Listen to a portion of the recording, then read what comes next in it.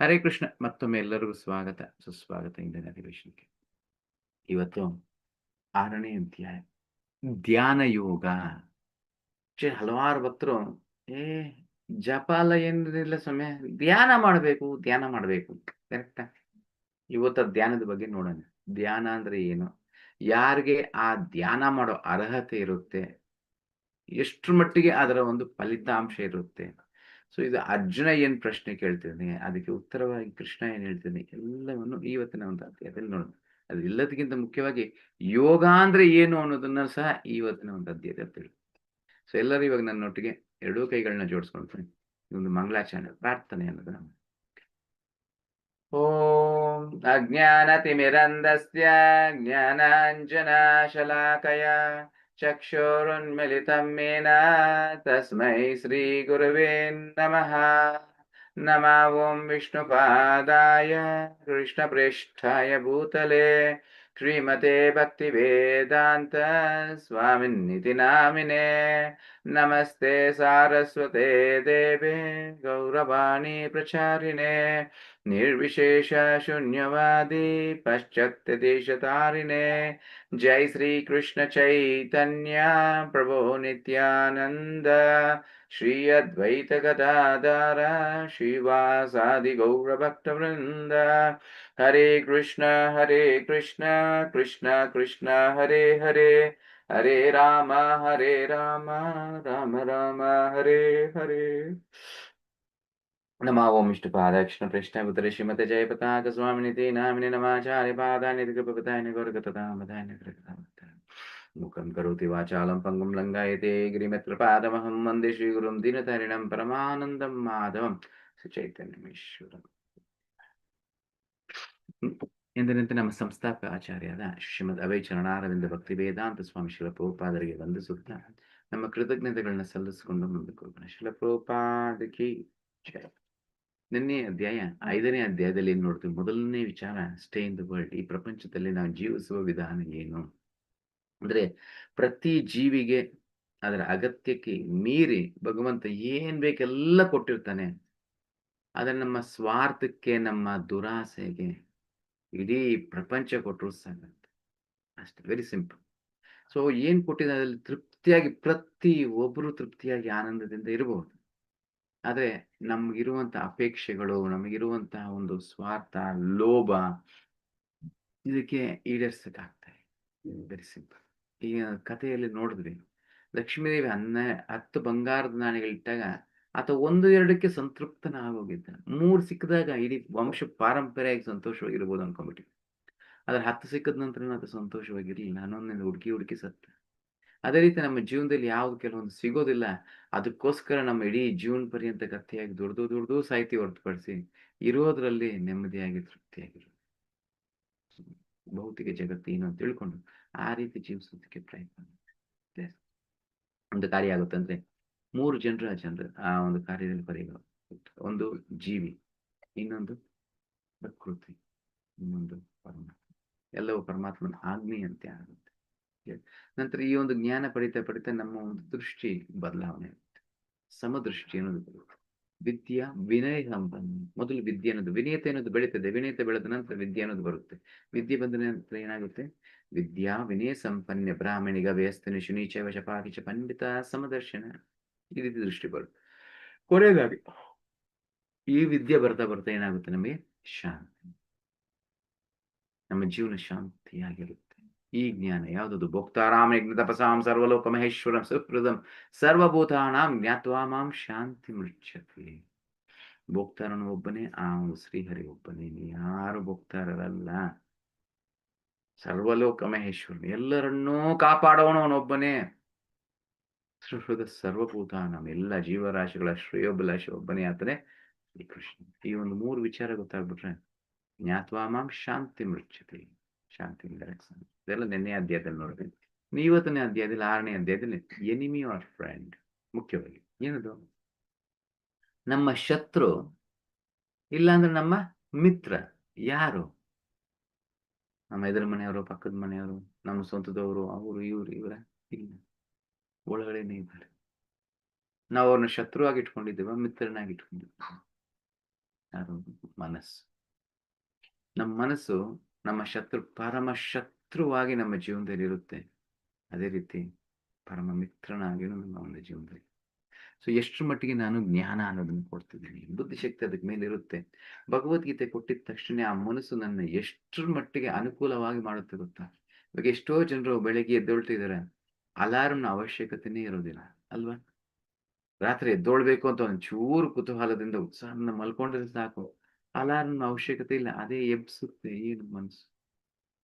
ಅದೇ ರೀತಿ ಕೈ ಕಾಲೆಲ್ಲ ನೋವು, ಮಲ್ಕೊಳ್ಳೋಣಪ್ಪ, ಏನ್ ಬೆಳಿಗ್ಗೆ ಬೆಳಿಗ್ಗೆ ಎದ್ದೇಳ್ಬೇಕಾ ಅಂತ ಮಲ್ಕೊಂಡಾಗ ಏನಾಗುತ್ತೆ, ಅಲಾರ್ಮ್ ಹೊಡಿತಾ ಇದ್ರೂನು ಕೇಳಿಸುತ್ತಿಲ್ಲ. ಕರೆಕ್ಟ್. ಸೊ ನನ್ನ ಪರಮ ಮಿತ್ರನಾಗಿರುತ್ತೆ, ಪರಮ ಶತ್ರುವಾಗೂ ಇರುತ್ತೆ. ನಾನು ಅದನ್ನು ಯಾವ ರೀತಿ ನನ್ನ ಜೀವನದಲ್ಲಿ ತೊಡಗಿಸ್ತಿದ್ದೇನೆ. ಸೊ ಈ ಒಂದು ಶಾಸ್ತ್ರಗಳಲ್ಲಿ ಮನಸ್ಸಿಗೆ ಏನಕ್ಕೆ ಹೋಲಿಕೆ ಕೊಡಲಾಗಿದೆ ಅಂದ್ರೆ, ಶ್ರೀಮದ್ ಭಾಗವತದಲ್ಲಿ ಕೋತಿಗೆ ಹೋಲಿಕೆ ಕೊಡಲಾಗಿದೆ. ಅದು ಎಂತ ಕೋತಿ? ಸಾಧಾರಣವಾಗಿ ನೀವು ಕೋತಿಗಳನ್ನ ನೋಡ್ಬೋದು, ಒಂದು ಮರದ ಮೇಲೆ ಕುಂತ್ಕೊಳ್ಳಲ್ಲ. ಈ ಮರದಿಂದ ಆ ಮರಕ್ಕೆ, ಆ ಮರದ ಈ ರೆಂಬೆಗೆ ಜಿಗಿತಾ ಇರುತ್ತೆ, ಒಂದು ಜಾಗದಲ್ಲಿ ಇರೋದಿಲ್ಲ ಅಲ್ವಾ? ಆದ್ರೆ ಅದು ಸಾಧಾರಣವಾದ ಕೋತಿ ಅಲ್ಲ, ಅದಕ್ಕೆ ಹುಚ್ಚಿಡಿದಿದೆ. ಸಾಧಾರಣ ಕೋತಿ ನೀರಲ್ಲೂ ಹುಚ್ಚಿಡಿದಿರೋ ಕೋತಿಯಲ್ಲಿರುತ್ತೆ. ಅದರ ಜೊತೆಗೆ ಅದು ಮದ್ಯಪಾನವ ಬೇರೆ ಸೇವನೆ ಮಾಡಿದೆ. ಇನ್ಯಾವ ಮಟ್ಟಕ್ಕಿರ್ಬೋದು ಅದು. ಅದ್ರ ಜೊತೆಗೆ ಅದಕ್ಕೆ ಕಾಲಿಗೆ ಮುಳ್ಳು ಚುಚ್ಕೊಂಡಿದೆ. ಇವಾಗ ಹೆಂಗಿರುತ್ತೆ ಕೋತಿ? ಜಸ್ಟ್ ನೀವು ಊಹಿಸ್ಕೊಳ್ಳಿ. ನಮ್ಮ ಮನಸ್ಸಿನ ಸ್ಥಿತಿ ಆ ರೀತಿ ಇರುತ್ತೆ, ಚಂಚಲವಾದದ್ದು. ಚಂಚಲಮೆ ಮನಃ ಕೃಷ್ಣ ಅಂತ ಅರ್ಜುನ ಹೇಳ್ತಾನೆ. ಚಿಕ್ಕದಾಗ ಒಂದು ಕತೆ ಹೇಳ್ತೀನಿ. ಕೋತಿ ಅಂತ ಬಂದಾಗ ಕೋತಿ ಒಂದು ಕತೆ ಹೇಳ್ತೀನಿ. ಒಂದು ಬಾರಿ ಏನಾಯ್ತು ಅಂದ್ರೆ, ನಮ್ಮ ಭಕ್ತಿ ಜೀವನ ನಾವು ಹೆಂಗ್ ಮಾಡ್ತಿದ್ದೀವಿ? ಭಕ್ತಿ ತುಂಬಾ ಸುಲಭವಾದದ್ದು, ಸರಳವಾದದ್ದು. ಆದ್ರೆ ನಾವು ಅದನ್ನ ಹೆಂಗ್ ಕೆಡಿಸ್ತಿದ್ದೀವಿ? ನಮ್ಮ ಒಂದು ಭೌತಿಕ ಬುದ್ಧಿಶಕ್ತಿಯಿಂದ, ನನ್ನ ಆಲೋಚನೆಯಿಂದ ನಾನು ಯಾವ ರೀತಿ ಎಲ್ಲ ಅದನ್ನು ಕೆಡಿಸ್ತೀನಿ.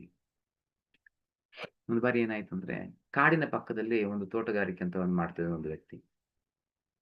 ಮಾವಿನ ಮರಗಳನ್ನೆಲ್ಲ ನೆಟ್ಟಿದ್ದಾನೆ, ಚೆನ್ನಾಗಿ ಮಾಡಿದ್ದಾನೆ ತೋಟನೆಲ್ಲ. ಚೆನ್ನಾಗಿ ಹಣ್ಣುಗಳೆಲ್ಲ ಬಂದಿದೆ. ಕಾಡಿನ ಪಕ್ಕದಲ್ಲೇ ಈ ಒಂದು ತೋಟ ಇದೆ. ಒಂದು ಬಾರಿ ಏನಾಗುತ್ತೆ, ಈ ರೀತಿ ಹಣ್ಣುಗಳೆಲ್ಲ ತುಂಬಿರುವಾಗ ಎಲ್ಲ ಕೋತಿಗಳು, ಕಾಡಿಂದ ಎಲ್ಲ ಕೋತಿಗಳು ಬಂದು ಈ ಹಣ್ಣಿನ ಮೇಲೆ ದಾಳಿ ಮಾಡಿ, ಎಲ್ಲ ತೋಟದ ಮೇಲೆ ದಾಳಿ ಮಾಡಿ ಎಲ್ಲ ಹಣ್ಣುಗಳನ್ನ ಕಿತ್ಕೊಂಡು ತಿಂತಾ ಇದ್ದಾರೆ. ಅವಾಗ ಆ ಒಂದು ಯಜಮಾನ ಬರ್ತಾನೆ, ಆ ತೋಟದ ಯಜಮಾನ ಬಂದ್ಬಿಟ್ಟು ಎಲ್ಲ ಕೋತಿಗಳನ್ನ ಕರೀತಾನೆ. ಯಾಕೆ ಈ ರೀತಿ ಹಾಳು ಮಾಡ್ತಿದ್ದೀರ? ಪಕ್ಕದಲ್ಲೇ ನಿಮ್ಮ ಸಮೃದ್ಧಿ ಆಗಿರುವ ಕಾಡಿದೆ, ಏನಿಲ್ಲ ನಿಮ್ಗೆಲ್ಲನೂ ಅಲ್ಲೇ ಇರುವಾಗ ಯಾಕೆ ಇಲ್ಲಿ ಬಂದು ನನ್ನ ತೋಟವನ್ನು ಹಾಳು ಮಾಡ್ತಾರೆ? ಆ ಕೋತಿಗಳು ಹೇಳುತ್ತೆ, ಎಲ್ಲ ಹಣ್ಣುಗಳು ಇದೆ, ಆದ್ರೆ ಮಾವಿನ ಹಣ್ಣು ಮಾತ್ರ ಇಲ್ಲ. ಅದಕ್ಕೋಸ್ಕರನೇ ಈ ಒಂದು ತೋಟದಲ್ಲಿ. ಸರಿ ಆಯ್ತು, ತೊಂದರೆ ಇಲ್ಲ. ನೀವೇನ್ ಮಾಡಿ, ಎಲ್ಲರೂ ಈ ಒಂದು ಹಣ್ಣನ್ನ ತಿಂದ ನಂತರ ಬೀಜವನ್ನು ಎತ್ಕೊಂಡೋಗಿ ಕಾಡಲ್ಲಿ ನಾನು ಹೇಳ್ದಂಗೆ ಮಾಡಿ, ಒಂದು ಅರ್ಧ ಅಡಿ ಹಗಿರೆ ಆ ಬೀಜವನ್ನು ಇಡಿ, ಮಣ್ಣನ್ನ ಮುಚ್ಚಿಬಿಡಿ. ಪ್ರತಿದಿನ ಒಂಚೂರು ನೀರು ಹಾಕ್ತಾ ಇರಿ. ಇನ್ನೊಂದು ಸಂರಕ್ಷಿಸಬೇಕು. ಅದು ಮೊಳಕೆ ಹೊಡಿತದೆ. ಮೊಳಕೆ ಹೊಡೆದು ಬರುವಾಗ ಹಲವಾರು ಪ್ರಾಣಿಗಳು ಬಂದು ಅದನ್ನು ತಿಂದ್ಬಿಡುತ್ತೆ. ಅದಕ್ಕೋಸ್ಕರ ಜೋಪಾನವಾಗಿ ಅದನ್ನ ಕಾಪಾಡಬೇಕು. ಇಷ್ಟು ಮಾಡಿ ಬರೋ ವರ್ಷ ನೀವು ಬರೋ ಅವಶ್ಯಕತೆ ಇಲ್ಲ. ಯಾಕೆ? ಮರವಾಗಿ ಅದು ಹಣ್ಣು ಕೊಡೋಕೆ ಪ್ರಾರಂಭ ಆಗುತ್ತೆ, ನೀವು ಹಣ್ಣು ತಿನ್ಕೊಂಡು ಕಾಡಲ್ಲೇ ಇರ್ಬೋದು. ತುಂಬಾ ಸಂತೋಷದಿಂದ ಕೋತಿಗಳು ಒಂದೊಂದು 2, 3 ಎತ್ಕೊಂಡು ಹೋಗ್ತವೆ. ಇವನ್ ಏನ್ ಹೇಳ್ದ ಅದೇ ರೀತಿ ಮಾಡ್ತಾ ಇದೀವಿ. ಹೋಗಿತು ಎಲ್ಲಾನು, ಒಂದು ಅರ್ಧ ಅಡಿ ಆಗಿತ್ತು, ಒಳಗಡೆ ಇಡ್ತು, ಮಣ್ಣು ಹಾಕ್ತು, ಪ್ರತಿದಿನ ನೀರ್ ಹಾಕೋದು, ಸುರಕ್ಷಿತವಾಗಿ ಕಾಪಾಡೋದು ಎಲ್ಲ ಆಯ್ತು. ಆದ್ರೆ ಮೊಳಕೆನೇ ಓಡ್ಲಿಲ್ಲ. ಮೊಳಕೆ ಅನ್ನೋದೇ ಬರ್ಲಿಲ್ಲ. 1 ವರ್ಷ ಆಗೋಯ್ತು. ಮತ್ತೊಮ್ಮೆ ಎಲ್ಲಾ ಕೋತಿಗಳು ಈ ಒಂದು ತೋಟದ ಮೇಲೆ ದಾಳಿ ಮಾಡ್ತವೆ. ಅವಾಗ ಮತ್ತೆ ಯಜಮಾನ ಬರ್ರಿ, "ಮತ್ತೆ ಯಾಕಪ್ಪ ಬಂದ್ರಿ? ಯಾಕೆ ಈ ರೀತಿ ಮಾಡ್ತಿದ್ರಿ?" "ಇಲ್ಲ, ನೀನ್ ಮೋಸ ಮಾಡ್ಬಿಟ್ಟೆ ನಮಗೆ." "ಮೋಸನ? ಏನ್ ಮೋಸ ಮಾಡ್ದೆ?" "1 ವರ್ಷದಿಂದ ಅದನ್ನ ಎಷ್ಟು ಜೋಪಾನವಾಗಿ ಕಾಪಾಡ್ತಾ ಇದ್ದೀವಿ. ಆದ್ರೆ ಮೊಳಕೆ ಸಹ ಒಡಿಲಿಲ್ಲ ಅದು." ಈಗ ನಾನ್ ಮಾಡಿರೋ ವ್ಯಾಪಾರ ಇದೇ ರೀತಿನೇ. ನಾನ್ ಮಾಡಿರೋ ಒಂದು ವ್ಯವಸಾಯ ನಾನ್ ಮಾಡಿರೋ ತೋಟಗಾರಿಕೆ, ನಾನು ಮಾಡಿರೋದು ವ್ಯವಸಾಯ ಇದೇ ರೀತಿನೇ ಮಾಡಿರೋದು. ಇವಾಗ ಇಷ್ಟು ಮರಗಳು ಬೆಳೆದಿದೆಯಲ್ಲ, ನಿಮ್ಮ ಬೀಜಗಳು ಯಾಕೆ ಬೆಳಿಲಿಲ್ಲ? ಕರೆಕ್ಟಾಗಿ ಹೇಳ್ರಿ ಏನ್ ಮಾಡೋದು? ನೀನ್ ಏನ್ ಹೇಳಿದೆ ಅದೇ ರೀತಿ ಮಾಡ್ರಿ. ನಾವು ಈ ಒಂದು ಬೀಜವನ್ನು ಎತ್ಕೊಂಡು ಹೋಗಿ ಅರ್ಧ ಅಡಿ ಅಗೆದ್ಬಿಟ್ಟು ಒಳಗಡೆ ಇಟ್ಟು ಮಣ್ಣಾಕಿ ಮುಚ್ಚಿ ಪ್ರತಿದಿನ ನೀರ್ ಹಾಕ್ತಾ ಇದ್ವಿ. ಪ್ರತಿದಿನ ನೀನ್ ಸುರಕ್ಷಿತವಾಗಿ ನೋಡ್ಕೊಂಡು ಪ್ರತಿದಿನ ಆ ಒಂದು ಬೀಜವನ್ನು ತೆಗೆದು ನೋಡಿ ನೋಡಿ ಇಡ್ತಿದ್ವಿ. ಆದ್ರೂ ಮೊಳಕೆ ಬರ್ಲಿಲ್ಲ. ಅರ್ಥ ಆಯ್ತಾ? ಯಾರ್ ಗಂಭೀರವಾಗಿ ಕಥೆನ ಕೇಳ್ತಿದ್ರೆ ಅವ್ರಿಗೆ ಅರ್ಥ ಆಗಿರುತ್ತೆ. ಇನ್ ಕೆಲವ್ರು ನೋಡ್ತಾರೆ ಇನ್ನೇನಾದ್ರು ಬರುತ್ತೆ ಕಥೆಯಲ್ಲಿ ಅಂತ. ಇನ್ನೇನು ಬರಲ್ಲ. ಮುಗ್ದೋಯ್ತು ಕಥೆ. ಏನದು? ಅದನ್ನೇ ಕೋತಿ ಚೇಷ್ಟೆ ಏನದು. ಬೀಜವನ್ನಿಟ್ಟು ಅದಿರ್ಲಿಲ್ಲ. ಬದಲಿಗೆ ಏನ್ ಮಾಡ್ತಿದೆ? ಪ್ರತಿದಿನ ಬೀಜವನ್ನು ತೆಗೆದು ನೋಡಿ ನೋಡಿ ನೋಡಿ ನೋಡಿ ಇಡ್ತಿದೆ. ಇನ್ ಯಾವ ಮೊಳಕೆ ಹೊಡಿತದೆ ಅದು? ಕರೆಕ್ಟ್. ನಮಗೂ ಅಷ್ಟೇ ಜಪ ಮಾಡ್ತೀವಿ, ನೈವೇದ್ಯ ಎಲ್ಲ ಮಾಡ್ತಾ ಇದೀವಿ. ತಾಳ್ಮೆ ಇಲ್ಲ. ಮದುವೆ ಆಗಿದ ತಕ್ಷಣ ಮಕ್ಕಳಾಗ್ಬಿಡ್ಬೇಕು. ಆಗಿಲ್ವೇ ಬೇರೆ ಬೇರೆ ಅಂತ ಬೇರೆ ಆಗ್ಬಿಡುವಂಥದ್ದು. ಮೂರ್ಖತ್ವ. ಕರೆಕ್ಟ್. ಇವಾಗ ತಾನೇ ಪ್ರಾರಂಭ ಮಾಡಿದ್ದೀವಿ. ಕೆಲವ್ರು ಹೇಳುದು, ಗುರುಗಳೇ ಇನ್ನು ಏನು ಇಲ್ಲ, ಸುಮ್ಮನೆ ಜಪ ಮಾಡ್ತೀವಿ, ಏನು ಗೊತ್ತಾಗಿಲ್ಲ. ಅದೇ ನಿಧ ಮಾಡಿದ ತಕ್ಷಣ ಹಂಗೆ ಬರೋದಕ್ಕೆ ಸಮಯ ತಗೊಳುತ್ತೆ. ನಾವು ಹಾಳಾಗೋದಕ್ಕೆ ಎಷ್ಟು ಜನ್ಮಗಳು, ಎಷ್ಟು ವರ್ಷಗಳಿಂದ ಹಾಳಾಗ್ತಾ ಇದ್ದೀವಿ. ಒಳ್ಳೇದು ಮಾತ್ರ ಬೇಗ ಎಲ್ಲಿಂದ ಆಗುತ್ತೆ? ತಾಳ್ಮೆ. ತಾಳ್ಮೆಯಿಂದ ಇದ್ದಾಗ ಭಕ್ತಿ ಫಲಿತಾಂಶ ನೋಡ್ಬೋದು. ಹಲವಾರು ಜನರಿಗೆ ಕೊಟ್ಟಿರೋದು ನನಗೆ ಕೊಡೋದಿಲ್ವಾ? ಬೀಜ ಮೊಳಕೆ ಹೊಡಿಬೇಕು ಅಂದ್ರೆ ನನ್ನ ತೋಟದಲ್ಲಿ ಇಟ್ರು ಸರಿ, ನಿಮ್ಮ ತೋಟದಲ್ಲಿ ಎಲ್ಲಿಟ್ರು ಬರ್ತದೆ ತಾನೇ. ಎಸ್. ಒಬ್ಬರದು 4 ದಿವಸಕ್ಕೆ ಮೊಳಕೆ ಹೊಡಿಬೋದು. ಇನ್ನು ಕೆಲವ್ರದ್ದು 1 ವಾರಕ್ಕೆ, ಕೆಲವ್ರದ್ದು 15 ದಿವಸಕ್ಕೆ, 10 ದಿವಸಕ್ಕೆ ಆಗ್ಬೋದು. ತಾಳ್ಮೆ ಅನ್ನೋದಿರಬೇಕು. ಪ್ರತಿದಿನ ಒಂದು ಇದನ್ನ ತೆಗೆದು ತೆಗೆದು ಬೀಜನ ತೆಗೆದು ನೋಡ್ತಾ ಇದ್ರೆ ಏನಾಗುತ್ತೆ? ಖಂಡಿತ ಬರೋದೇ ಇಲ್ಲ. ಈ ರೀತಿ ನಮ್ಮ ಜೀವನನ ಕೆಣಕ್ತಾ ಇದ್ದಾಗ ಭಕ್ತಿ ಬೆಳೆಯೋದೇ ಇಲ್ಲ. ಕೆಲವರು ಒಂದೇ ಭಕ್ತಿಯಲ್ಲಿ ಇರಲ್ಲ. ಇದು ಸರಿ ಇಲ್ಲ ಅಂತ ಅಲ್ಲಿಗೆ ಹೋಗ್ತಾರೆ, ಅದು ಸರಿ ಇಲ್ಲ ಅಂತ ಇಲ್ಲಿಗೆ ಬರ್ತಾರೆ, ಇದು ಸರಿ ಇಲ್ಲ, ಇನ್ನು ಜೀವನದಲ್ಲಿ ಉದ್ಧಾರ ಆಗೋದೇ ಇಲ್ಲ. ನನ್ನ ಗುರಿ ಮುಟ್ಟಬೇಕು ಅಂದ್ರೆ ಒಂದು ದಾರಿ ಹಿಡಿದಾಗ ಆ ದಾರಿಯಲ್ಲೇ ನಡಿಬೇಕು. ಅದೇನ್ ಮಾಡ್ತಾ ಇರ್ತೀವಿ, ಆವಾಗ ಈ ದಾರಿಯಲ್ಲಿ ಒಂಚೂರು, ಆ ದಾರಿಯಲ್ಲಿ ಒಂಚೂರು, ಅಲ್ಲೊಂಚೂರು, ಇಲ್ಲೊಂಚೂರು ಹೋಗ್ತಾ ಇದ್ದಾಗ ಎಲ್ಲಿಂದ ಗುರಿ ಮುಟ್ತೀನಿ? ಅರ್ಥ ಆಗ್ತಿದೆ. ಸೊ ಭಕ್ತಿ ಮಾಡೋವಾಗ ತಾಳ್ಮೆ ಅನ್ನೋದಿರಬೇಕು, ಏಕಾಗ್ರತೆ ಅನ್ನೋದಿರಬೇಕು. ಒಂದೇ ವಿಧಾನನ ಪಾಲನೆ ಮಾಡ್ಕೊಂಡು ಹೋಗ್ತಾರೆ. ಸೊ ಮನಸ್ಸಿಗೆ ಅದನ್ನ ಹೇಳ್ಕೊಡ್ಬೇಕು. ಬುದ್ಧಿಶಕ್ತಿ ಇದನ್ನ ಕೇಳಿಸ್ಕೊಂಡಿದ್ದೀರಲ್ಲ, ಇವಾಗ ಮನಸ್ಸಿಗೆ ಅದನ್ನ ಹೇಳ್ಕೊಡ್ಬೇಕು. ಪ್ರತಿದಿನ ಒಂದೇ ಸಮಯಕ್ಕೆ ಎದ್ದೇಳ್ಬೇಕು. ಪ್ರತಿದಿನ ಒಂದೇ ಸಮಯಕ್ಕೆ ಜಪ ಮಾಡಬೇಕು. ಪ್ರತಿದಿನ ಒಂದೇ ಸಮಯಕ್ಕೆ ಊಟ ಮಾಡಬೇಕು. ಪ್ರತಿದಿನ ಒಂದೇ ಸಮಯಕ್ಕೆ ಮಲ್ಕೊಳ್ಬೇಕು. ಅಭ್ಯಾಸ.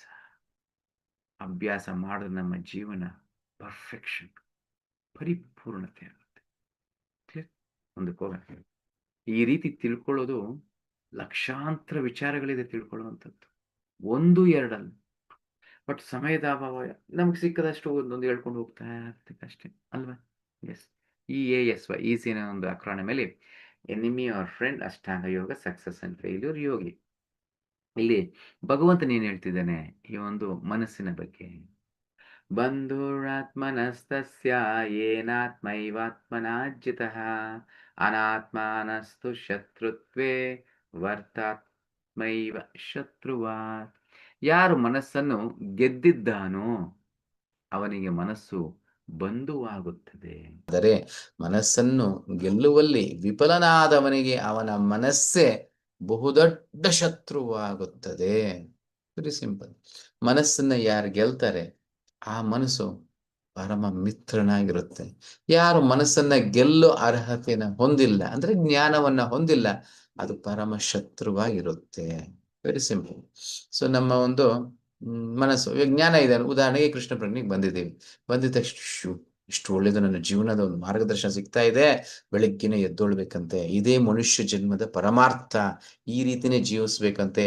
ಬೆಳಿಗ್ಗೆ ಎದ್ದಿದ ತಕ್ಷಣ ಸೂರ್ಯ ನಮಸ್ಕಾರ ಮಾಡಬೇಕು, ಬೆಳಿಗ್ಗೆ ಎದ್ದಿದ ತಕ್ಷಣ ಸ್ನಾನ ಮಾಡ್ಕೊಳ್ಬೇಕು, ಬೆಳಿಗ್ಗೆ ಎದ್ದಿದ ತಕ್ಷಣ ಜಪ ಮಾಡಬೇಕು. ಹಲವಾರು ವಿಚಾರಗಳಿದೆ. ಇದನ್ನೆಲ್ಲ ಮನಸ್ಸು ಏನ್ ಹೇಳ್ತೀವಿ, ಕರೆಕ್ಟ್ ಕರೆಕ್ಟ್, ಇದು ಒಳ್ಳೇದು ಒಳ್ಳೇದು, ಮಾಡು ಮಾಡು ಮಾಡು ಅಂತ ಇದೆ. ಕೆಲವೊಂದು ಮನಸ್ಸು ಶತ್ರುವಾಗಿರುತ್ತೆ. ಯಾವ್ದು ಮಾಡಕ್ ಕೆಲಸ ಇಲ್ಲ. ಬೆಳಿಗ್ಗೆ ಎಷ್ಟು ಕಷ್ಟಪಟ್ಟಿದೀವಿ ನಿನ್ನೆ ಎಲ್ಲ, ಮತ್ತೆ ಬೆಳಿಗ್ಗೆ ಎದ್ದು ಕುಂತ್ಕೊಂತಾರ, ಮಲ್ಕೊಳ್ಳೋಣ ಬಿಡು ಅಂತ. ನಮ್ಮ ಜೀವನದ ಆರೋಗ್ಯನೂ ಅಷ್ಟೇ, ತಿನ್ನೋ ಊಟನೂ ಅಷ್ಟೇ, ನಿದ್ದೆ ಮಾಡೋ ವಿಧಾನ, ಜೀವಿಸುವ ವಿಧಾನ, ಪ್ರತಿಯೊಂದು ಮನಸ್ಸು ಶತ್ರುವಾಗಿರುತ್ತೆ, ಮಿತ್ರವಾಗಿರುತ್ತೆ. ತಿನ್ನೋ ಆಹಾರದಲ್ಲಿ ತಟ್ಟೆಯಲ್ಲಿ ಏನಿದೆ ನೋಡಿ.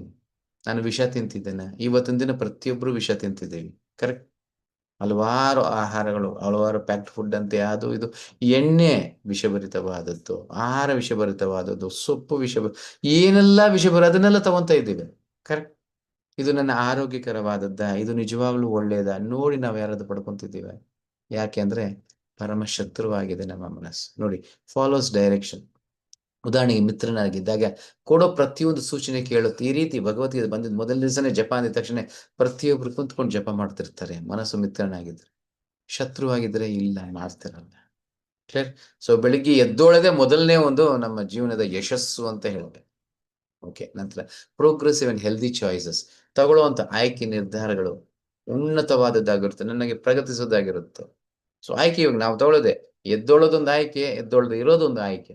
ಯಾವ ಆಯ್ಕೆ ನಾನು ತಗೊಂತಿದ್ದೆ, ಯಾವ ರೀತಿ ಜೀವನ ಮಾಡೋದು, ಏನು, ಪ್ರತಿಯೊಂದು ಹಂತಗಳಲ್ಲೂ ಆಯ್ಕೆಗಳು ಇರುತ್ತೆ. ಸೊ ಜ್ಞಾನದಿಂದ ತಗೊಳ್ಳೋ ಆಯ್ಕೆ ಬೇರೆ, ಅಜ್ಞಾನದಿಂದ ತಗೊಳ್ಳೋ ಆಯ್ಕೆ ಬೇರೆ. ಸೊ ಮನಸ್ಸು ಇನ್ನೊಂದು ಹೇಳ್ತೀನಿ ನೋಡಿ, ಎಷ್ಟೋ ಜನರಿಗೆ ಇದುವರೆಗೆ ಆಗೋಗಿರುತ್ತೆ ಅನ್ಸುತ್ತೆ ನನ್ನ ಪ್ರಕಾರ. ಬೆಳಿಗ್ಗೆ ಅಲಾರ್ಮ್ ಇಡ್ತಾರೆ, 5 ಗಂಟೆಗೆ ಅಲಾರ್ಮ್ ಇಟ್ಟಿರ್ತಾರೆ. ಏನಕ್ಕೆ? ಈ ಒಂದು ಭಗವದ್ಗೀತೆ ಸೆಷನ್ ಕೇಳಬೇಕು ಒಂದೇ ಕಾರಣಕ್ಕೆ ಅಲಾರ್ಮ್ ಇಟ್ಟಿರ್ತಾರೆ. ಆದ್ರೆ ಎಷ್ಟೋ ಜನರು ಅಲಾರಂಗೆ ಮುಂಚೆನೆ ಎದ್ದಿರ್ತಾರೆ. ಏನ ಅಲಾರ್ಮ್ ಮುಂಚೆನೆ ಎದ್ದಿರ್ತಾರೆ. ಕೆಲವೊಮ್ಮೆ ಅಲಾರ್ಮ್ ಇಡೋದು ಮರ್ತೋಗಿರ್ತಾರೆ, ಆದ್ರೂ ಕರೆಕ್ಟಾಗಿ 5 ಗಂಟೆಗೆ ಎದ್ದು ಕುಂತ್ಕೊಂತಾರೆ. ಯಾಕೆ? ಮನಸ್ಸು ಮಿತ್ರನಾಗಿ ಕೆಲಸ ಮಾಡ್ತಾ ಇದೆ. ಅಲಾರ್ಮ್ನ ಅವಶ್ಯಕತೆ ಇಲ್ಲ. ಮನಸ್ಸಿಗೆ ಮಲಗೋವಾಗ ನೋಡು, ಬೆಳಿಗ್ಗೆನೆ ಎದ್ದೊಳ್ಬೇಕು, ನನ್ನ ಎಬ್ಸು ಅಂತ ಮಲಗಿದ್ರೆ ಸಾಕು, ಕರೆಕ್ಟಾಗಿ 5 ಗಂಟೆಗೆ ಎಬ್ಸುತ್ತೆ ನೋಡಿ. ಅದೇ ನೀವು ಮನಸ್ಸಿಗೆ ನೈಟ್ ಏನ್ ಹೇಳ್ತೀರಿ? ಅಯ್ಯೋ ಇವತ್ತು ತುಂಬಾ ಕಷ್ಟಪಟ್ಟಿದ್ದೀನಿ, ವಾರ ಎಲ್ಲ ಮಾಡಿದೆ, ಇವತ್ತು ಭಾನುವಾರ, ಇವತ್ತೊಂದ್ ದಿವಸ ರಜೆ ತಗೊಂಡ್ಬಿಡೋಣ, ನೆಮ್ಮದಿಯಾಗಿ ಮಲ್ಕೊಳ್ಳೋಣ. ಅವ್ರು ಇನ್ನೂ ಎದ್ದಿರೋದಿಲ್ಲ, ಅಲಾರ್ಮ್ ಇಟ್ಟಿದ್ದಾರೆ, ಆದ್ರೂ ಎದ್ದಿರಲ್ಲ, ಅಲಾರ್ಮೇ ಕೇಳಿಸಿರಲ್ಲ. ಯಾಕೆ? ಮನಸ್ಸಿಗೆ ನೈಟೇ ಹೇಳಿದ್ರು, ನಾನು ತುಂಬಾ ಕಷ್ಟಪಟ್ಟು ಆಯಾಸಗೊಂಡಿದ್ದೀನಿ ಅಂತ ಹೇಳಿದ್ರಲ್ಲ, ಓ ವಿಶ್ರಾಂತಿ ತಗೋ ಅಂತ ವಿಶ್ರಾಂತಿ ಮಲಗಿಸ್ತಾ ಇದೆ. ಕರೆಕ್ಟ್. ಸೊ ಮನಸ್ಸಿಗೆ ಏನ್ ನಿರ್ದೇಶನ ಕೊಡ್ತಿದ್ದೀವಿ, ಯಾವ ರೀತಿ ಇದೆ? Detach from sense gratification. So ಯಾವಾಗ ನಮ್ಮ ಇಂದ್ರಿಯ ತೃಪ್ತಿಗಳಿಂದ ನಾನು ವೈರಾಗ್ಯದಲ್ಲಿ ಇದ್ದೀನಿ, ಸೊ ಇದು ನನ್ನ ಬಂಧಿಸ್ತಾ ಇದೆ. ಹಲವಾರು ನೋಡಿದಿರಲ್ಲ, ಸೊ ಪಾಪ ಆಗಿರ್ಬೋದು ಪುಣ್ಯ ಆಗಿರ್ಬೋದು ನನ್ನ ಬಂಧಿಸ್ತಾ ಇದೆ. ಇಂದ್ರಿಯ ತೃಪ್ತಿಗೆ ಸಂಬಂಧಪಟ್ಟಿದ್ದೆಲ್ಲ ಬಂಧಿಸ್ತಾ ಇದೆ. ಆತ್ಮಕ್ಕೆ ಸಂಬಂಧಪಟ್ಟಿದ್ದ ನನ್ನ ಬಿಡುಗಡೆ ಮಾಡುತ್ತೆ, ದೇಹಕ್ಕೆ ಸಂಬಂಧಪಟ್ಟಿದ್ದು ಬಂಧಿಸ್ತಾ ಇರುತ್ತೆ. ಸೊ ಎಲ್ಲವೂ ನನಗೆ ಬಂಧಿಸ್ತಾ ಇದೆ. ಆದ ಕಾರಣ ಇಂದ್ರಿಯಗಳಿಗೆ ಸಂಬಂಧಪಟ್ಟದನ್ನು ಯಾವುದು ನಾನು ನಿರ್ಧರಿಸಬಾರ್ದು ಅನ್ನೋ ಮನಸ್ಸಿಗೆ ಆ ಬುದ್ಧಿಶಕ್ತಿ ಅನ್ನೋದು. ಅದನ್ನೇ ಭಗವದ್ಗೀತೆ ಜ್ಞಾನ ಅಂತ. Result freedom and elevation. ನನಗೆ ಸ್ವಾತಂತ್ರ್ಯ ಹೆಚ್ಚುತ್ತೆ. ನೆನ್ನೆನೋ ಹೇಳ್ತಾ ಇದ್ದೆ, ನೆನ್ನೆ ಮೊನ್ನೆ ಹೇಳ್ತಾ ಇದ್ದೆ, ಆ ನಾರದ ಮುನಿಗಳ ಒಂದು ಇದನ್ನು ಕೊಡಿದೆ. ಇಡೀ ಬ್ರಹ್ಮಾಂಡ ಎಲ್ಲ ತಿರುಗುವ ಒಂದು ಶಕ್ತಿ. ಯಾಕೆ? ತನ್ನ ಇಂದ್ರಿಯಗಳನ್ನ ನಿಯಂತ್ರಿಸಿದ್ದಾನೆ. ಸ್ವಾತಂತ್ರ್ಯ ಅನ್ನೋದು ಹೆಚ್ಚಿದೆ. ನಮ್ಮ ಸ್ವಾತಂತ್ರ್ಯ ದಿನ ದಿನಕ್ಕೆ ಕ್ಷೀಣಿಸ್ತಾ ಇದೆ. 20-30 ಜನ ಇದ್ದಂತ ಕುಟುಂಬಗಳು ಇವಾಗೆಲ್ಲ ಇಬ್ಬಿಬ್ಬರಿಗೆ 3-3 ಜನಕ್ಕೆ ಬಂದಿದ್ದೀವಿ. ನಮ್ಮ ಸ್ವಾತಂತ್ರ್ಯ ಕ್ಷೀಣಿಸ್ತಾ ಇದೆ. ಇಡೀ ಊರೇ ನಂದಾಗಿದ್ದು ಇವತ್ತು ಒಂದು ಮನೆ, ಆ ಒಂದು ಮನೆಯಲ್ಲೂ ನನ್ನ ಸ್ಥಾನ ಇಲ್ಲ. ಇಂಥ ಒಂದು ಜೀವನ ಆಗಿದೆ. ಬರೀ ಒಂದು ಕೊಠಡಿ ಆಗಿರುತ್ತೆ ನನ್ನ ಜೀವನ. ಮನೆಯಲ್ಲಿ ಓ ಕೆಲವರು ಹಲವಾರು ವಿಚಾರಗಳು. ನಾನು ಕೆಲವೊಂದು ಮನೆಗಳು ನೋಡಿದ್ದೀನಿ, ಒಬ್ಬೊಬ್ರು ಒಂದೊಂದು ರೂಮ್ಗಳಲ್ಲಿರ್ತಾರೆ. ಆ ರೂಮ್ಗೆ, ಸ್ವಂತ ಮಗನ ರೂಮಿಗೆ ತಾಯಿ ಹೋಗ್ಬೇಕಾದ್ರೆ ಬಾಗಿಲು ತಟ್ಬಿಟ್ಟು ಒಳಗಡೆ ಹೋಗ್ತಾರೆ. ಅಂದ್ರೆ ಇನ್ನು ಎಷ್ಟ್ರ ಮಟ್ಟಿಗೆ ಅಲ್ಲಿ ಆ ಬಾಂಧವ್ಯತೆ ಅನ್ನೋದು ಇದೆ. ಆಫೀಸ್ ಅದು, ಆಫೀಸ್ ರೂಮ್ ಇದ್ದ ಹಾಗೆ. ಸೊ ಅಂತ ಒಂದು ಜೀವನ ಅಂದ್ರೆ ಪ್ರತಿಯೊಬ್ಬರಿಗೂ ಆ ಒಂದು ಬಾಂಧವ್ಯತೆ, ನಮ್ಮ ಮನೆ, ನನ್ನ ಕುಟುಂಬ, ನನ್ನ ಇದು ಅನ್ನೋದೇ ಇಲ್ಲದೆ ಉಂಟು. ಸ್ವಾತಂತ್ರ್ಯ ದಿನ ದಿನಕ್ಕೆ ಕ್ಷೀಣಿಸ್ತದೆ. ಸಂಬಂಧಗಳು ಕ್ಷೀಣಿಸ್ತದೆ, ಪ್ರತಿಯೊಂದು ಕ್ಷೀಣಿಸ್ತವೆ. ಶತ್ರು ಆದಾಗ ಏನ್ ಮಾಡುತ್ತೆ ನೋಡ್ಬೋದು. Follow sinful desires like lust, anger and greed. ಕಾಮ, ಕ್ರೋಧ, ಲೋಭ, ಇಂಥ ಒಂದು ಆಯ್ಕೆಗಳನ್ನ ತಗೊಳ್ತಾ ಹೋಗುತ್ತೆ. ಜೀವನದಲ್ಲಿ ನೋಡಿದ್ದೆಲ್ಲ ಬೇಕು, ನೋಡಿದ್ದೆಲ್ಲ ಅನುಭವಿಸ್ಬೇಕು, ಈ ಮಟ್ಟಕ್ಕೆ ಹೋಗ್ತಾ ಇರುತ್ತೆ. Irritated, agitated and misguided. ಪ್ರತಿ ಸರಿ ತಪ್ಪಾದ ಒಂದು ಮಾರ್ಗವನ್ನೇ ತಗೊಳುತ್ತೆ.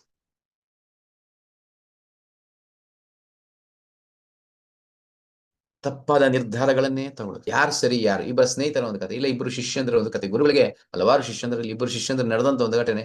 ನೀವು ಯಾರು ಸರಿ ಅಂತ ನೀವೇ ನಿರ್ಧರಿಸ್ಕೊಳ್ಳಿ. ಕ್ಲಿಯರ್. ಒಂದು ಬಾರಿ ಏನಾಯ್ತು ಅಂದ್ರೆ, ಒಂದು ಆಶ್ರಮ, ದೊಡ್ಡದಾದ ಒಂದು ಆಶ್ರಮ ಅಂದ್ರೆ ಯಾವಾಗ್ಲೂ ಅಲ್ಲಿ ಭಗವಂತನ ಒಂದು ಪ್ರವಚನಗಳು, ಚಿಂತನೆ ನಡೀತಾ ಇರುತ್ತೆ. ಸೊ ಬೆಳಿಗ್ಗೆ ಹೊತ್ತು ಶ್ರೀಮದ್ ಭಾಗವತದ ಒಂದು ಪ್ರವಚನ, ಸಂಜೆ ಆಗಿದ ತಕ್ಷಣ ಭಗವದ್ಗೀತೆ, ರಾಮಾಯಣ ನಡೀತಾ ಇರುತ್ತೆ. ಇಸ್ಕಾನಲ್ಲೂ ಅಷ್ಟೇ, ಬೆಳಿಗ್ಗೆ ಹೊತ್ತು ಭಾಗವತದ ಪ್ರವಚನ ಇರುತ್ತೆ, ಸಂಜೆ ಆದ್ರೆ ಭಗವದ್ಗೀತೆ ಪ್ರವಚನ. ಅವಾಗ ಆಗಿನ ಕಾಲದಲ್ಲಿ ಏನ್ ಮಾಡ್ತಾರೆ, ಊರಲ್ಲಿರೋರು ಎಲ್ಲರೂ ಬಂದು ಆ ಒಂದು ಪ್ರವಚನದಲ್ಲಿ ಕುಂತ್ಕೊಂತಾ ಇದ್ರು. ಕುಂತ್ಕೊಂಡು ನಂತರ ಏನೋ ಒಂಚೂರು ಪ್ರಸಾದ ಕೊಡ್ತಾರೆ, ತಗೊಂಡು ಎಲ್ಲರೂ ಅವ್ರವ್ರ ಮನೆಗೆ ಹೋಗ್ತಾರೆ.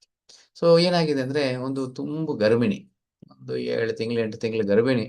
ಆಕೆ ಆಚ ಕಡೆ ಇರೋ ಊರು ಅಂದ್ರೆ, ಈ ಒಂದು ನದಿಗೆ ಆ ಕಡೆ ಇರೋ ಒಂದು ಊರಿಂದ ಬಂದು ಈ ಒಂದು ಆಶ್ರಮದಲ್ಲಿ ಕುಂತಿದ್ದಾಳೆ, ಈ ಒಂದು ಇದಕ್ಕೆ.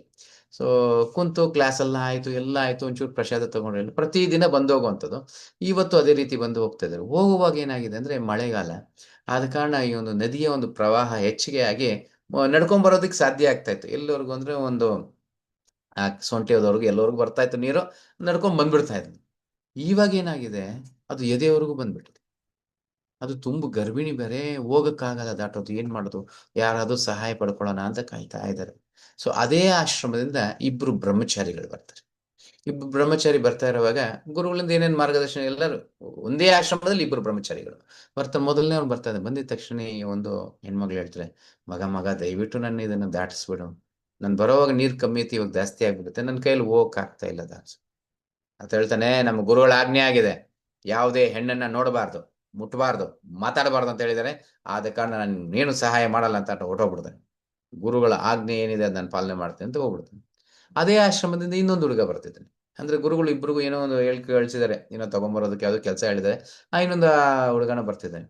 ಮತ್ತೆ ಈ ಒಂದು ಹೆಣ್ಮಗಳು ಮತ್ತೊಮ್ಮೆ ಕೇಳ್ಕೊತಾಳೆ, ಮಗ ದಯವಿಟ್ಟು ನೀನು ಇದನ್ನ ದಾಟಿಸ್ಬಿಡು, ನನ್ನ ಕೈಯಲ್ಲಿ ಆಗ್ತಾ ಇಲ್ಲ. ಅಂದ್ರೆ ಬರೋ ಕಮ್ಮಿ ಇತ್ತು, ಇವಾಗ ಜಾಸ್ತಿ ಆಗಿದೆ. ಅಯ್ಯೋ ತಾಯಿ, ಯಾಕಮ್ಮ ಇಷ್ಟೆಲ್ಲ ಕೇಳ್ಕೊಂತೀಯ? ನಿಮ್ ಸೇವೆ ಮಾಡೋದಕ್ಕೆ ತಾನೇ ನಾನು ಇರೋದು, ಬಾಮ್ಮ ಅಂತ ಏನ್ ಮಾಡ್ತಾನೆ, ಆಕೆನ ಹಿಡ್ಕೊಂಡು ಹೆಗಲ ಮೇಲೆ ಕುಂಡಿಸ್ಕೊಂಡು ಹೊತ್ಕೊಂಡು ಹೋಗ್ತಾನೆ. ಆ ಕಡೆ ಹೊತ್ಕೊಂಡು ಹೋಗಿ ಆ ಕಡೆ ಬಿಟ್ಬಿಟ್ಟು ನಂತರ ಆ ಒಂದು ಇಬ್ರು ಬ್ರಹ್ಮಚಾರಿಗಳು ಏನ್ ಮಾಡ್ತಾರೆ, ಸೊ ಅಲ್ಲಿಂದ ನಡ್ಕೊಂಡು ಹೋಗ್ತಿದ್ದಾರೆ. ಹೆಚ್ಚು ಕಮ್ಮಿ 2 ಗಂಟೆ ಕಾಲ ನಡ್ಕೊಂಡು ಹೋಗ್ತಾನೇ ಇದ್ದಾರೆ. ನಿಶಬ್ದತೆ, ಇಬ್ರು ಏನು ಮಾತಾಡಲ್ಲ. ಆ ಮೊದಲನೇ ಬ್ರಹ್ಮಚಾರಿ ನಂತರ ಹೇಳ್ತಾನೆ, ದೇ ನೀನು ಗುರುದ್ರೋಹಿ ಕಣೋ ಅಂತ. ಏನು, ಏನಾಯ್ತು? ನೀನು ನಿಜವಾಗ್ಲೂ ಗುರುದ್ರೋಹಿ ಕಣೋ. ನಮ್ಮ ಗುರುಗಳು ಎಷ್ಟು ಹೇಳಿದ್ದಾರೆ, ಒಂದು ಹೆಣ್ಣನ್ನ ನೋಡಬಾರ್ದು, ಮುಟ್ಟಬಾರ್ದು, ಮಾತಾಡಬಾರ್ದು ಅಂದ್ರೆ ನೀನೇನ್ ಮಾಡ್ದೆ? ಒಂದು ಹೆಣ್ಣನ್ನ ಹೊತ್ಕೊಂಡು ಹೆಗಲ ಮೇಲೆ ಹಾಕೊಂಡು ಹೋಗಿ ದಾಟ ಕಡೆ ಬಿಟ್ಟಿದ್ದಾರೆ. ಆವಾಗ ಎರಡನೇವನು ಹೇಳ್ತಾನೆ, ನಾನ್ ನಿಜವಾಗ್ಲೂ ಗುರುದ್ರೋಹಿ ಅಲ್ಲ, ನೀನು ನಿಜವಾದ ಒಂದು ಗುರುದ್ರೋಹಿ. ನನ್ನ ತಾಯಿ ಸಮಾನ. ಒಂದು ತಾಯಿಗೆ ಸಹಾಯ ಮಾಡಬೇಕು ಅಂತ ಎತ್ಕೊಂಡೋಗಿ ಆ ಕಡೆ ಬಿಟ್ಟೆ. ಏನು 2 ನಿಮಿಷ, 2-3 ನಿಮಿಷ ಅಷ್ಟೇ. ಅದನ್ನ ದಾಟಿ ಎತ್ಕೊಂಡೋಗಿ ಆ ಕಡೆ ಬಿಟ್ಬಿಟ್ಟು ಬಂದೆ. ಆದ್ರೆ ನೀನೇನ್ ಮಾಡ್ದೆ? 2 ಗಂಟೆಗಳ ಕಾಲ ಇನ್ನು ಮನಸ್ಸಲ್ಲಿ ಆಕೆನ ಹೊತ್ಕೊಂಡೇ ಇದೀಯಾ?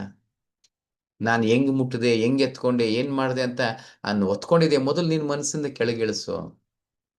ಇಬ್ರು ಒಂದೇ ಆಶ್ರಮದಲ್ಲಿ ಒಂದೇ ಗುರುಗಳ ಒಂದು ಮಾರ್ಗದರ್ಶನ ಪಡ್ಕೊಂತಾರೆ. ಇಬ್ಬರಿಗೂ 2 ವಿಧವಾದ ಮನಸ್ಥಿತಿಗಳು. ಇವಾಗ ನೀವು ನಿರ್ಧಾರ ಮಾಡ್ಕೊಳ್ಳಿ, ಇಬ್ರಲ್ಲಿ ಯಾರು ಸರಿ? ಮೊದಲನೇ ಒಂದ್ ಸರಿನಾ, ಎರಡನೇ ಒಂದ್ ಸರಿನಾ? ನಿಮ್ಮ ಬುದ್ಧಿಶಕ್ತಿ ಹೆಂಗಿದೆ ಹಂಗೆ ನಿಮಗ್ ಸರಿ ಅನ್ಸುತ್ತೆ. ಅರ್ಥ ಆಗ್ತಿದ್ಯಾ? ಭಗವದ್ಗೀತೆ ಕೇಳಿಸ್ಕೊಳ್ಬೋದು, ಎಲ್ಲರಿಗೂ ಒಂದೇ ರೀತಿ ಅರ್ಥ ಆಗಲ್ಲ. ಒಬ್ಬೊಬ್ಬರಿಗೆ ಒಂದೊಂದು ರೀತಿ ಅರ್ಥ ಆಗುತ್ತೆ. ಸೊ ಮನಸ್ಸು ಯಾರಿಗೆ ಮಿತ್ರನಾಗಿದೆ, ಶತ್ರು ಆಗಿದೆ, ಅವ್ರವ್ರಿಗೆ ಆ ರೀತಿನೇ ಅರ್ಥ ಆಗುತ್ತೆ. Clear? Attach to sense gratification. ಈ ಒಂದು ಇಂದ್ರ ತೃಪ್ತಿ ಏನ್ ಕೊಡುತ್ತೆ, ಅದಕ್ಕೋಸ್ಕರನೇ ಅವರ ಜೀವನ. ಪ್ರತಿಯೊಬ್ರು ಅಷ್ಟೇ ಅದಕ್ಕೋಸ್ಕರ ಅವ್ರ ಜೀವನ. ನೋಡ್ಬೋದು, ಎಷ್ಟೋ ಸಮಾಜ ಹಾಳಾಗ್ತಾ ಇರೋದು ಏನಕ್ಕೆ ಅಂದ್ರೆ ಜಸ್ಟ್ ಈ ಒಂದು ಇಂದ್ರ ತೃಪ್ತಿ. ಎಷ್ಟೋ ಕುಟುಂಬಗಳು ಮುರಿಯೋದು ಏನಕ್ಕೆ ಅಂದ್ರೆ ಈ ಒಂದು ಇಂದ್ರ ತೃಪ್ತಿ. ಅವರ ಚಿಕ್ಕ ಕೋರಿಕೆಗೋಸ್ಕರನೇ. ಇನ್ನೊಂದು ನಾನು ಹಲವಾರು ಕುಟುಂಬಗಳಲ್ಲಿ ನೋಡ್ಬೇಕು, ಅವ್ರು ಒಬ್ಬರಿಗೋಸ್ಕರ ಇಡೀ ಕುಟುಂಬವನ್ನೇ ಸರ್ವನಾಶ ಮಾಡ್ಬಿಟ್ಟಿರ್ತಾರೆ. ಎಷ್ಟೋ ಜನರ ಜೀವನವನ್ನ ಹಾಳು ಮಾಡ್ಬಿಟ್ಟಿರ್ತಾರೆ. ಏನಕ್ಕೆ?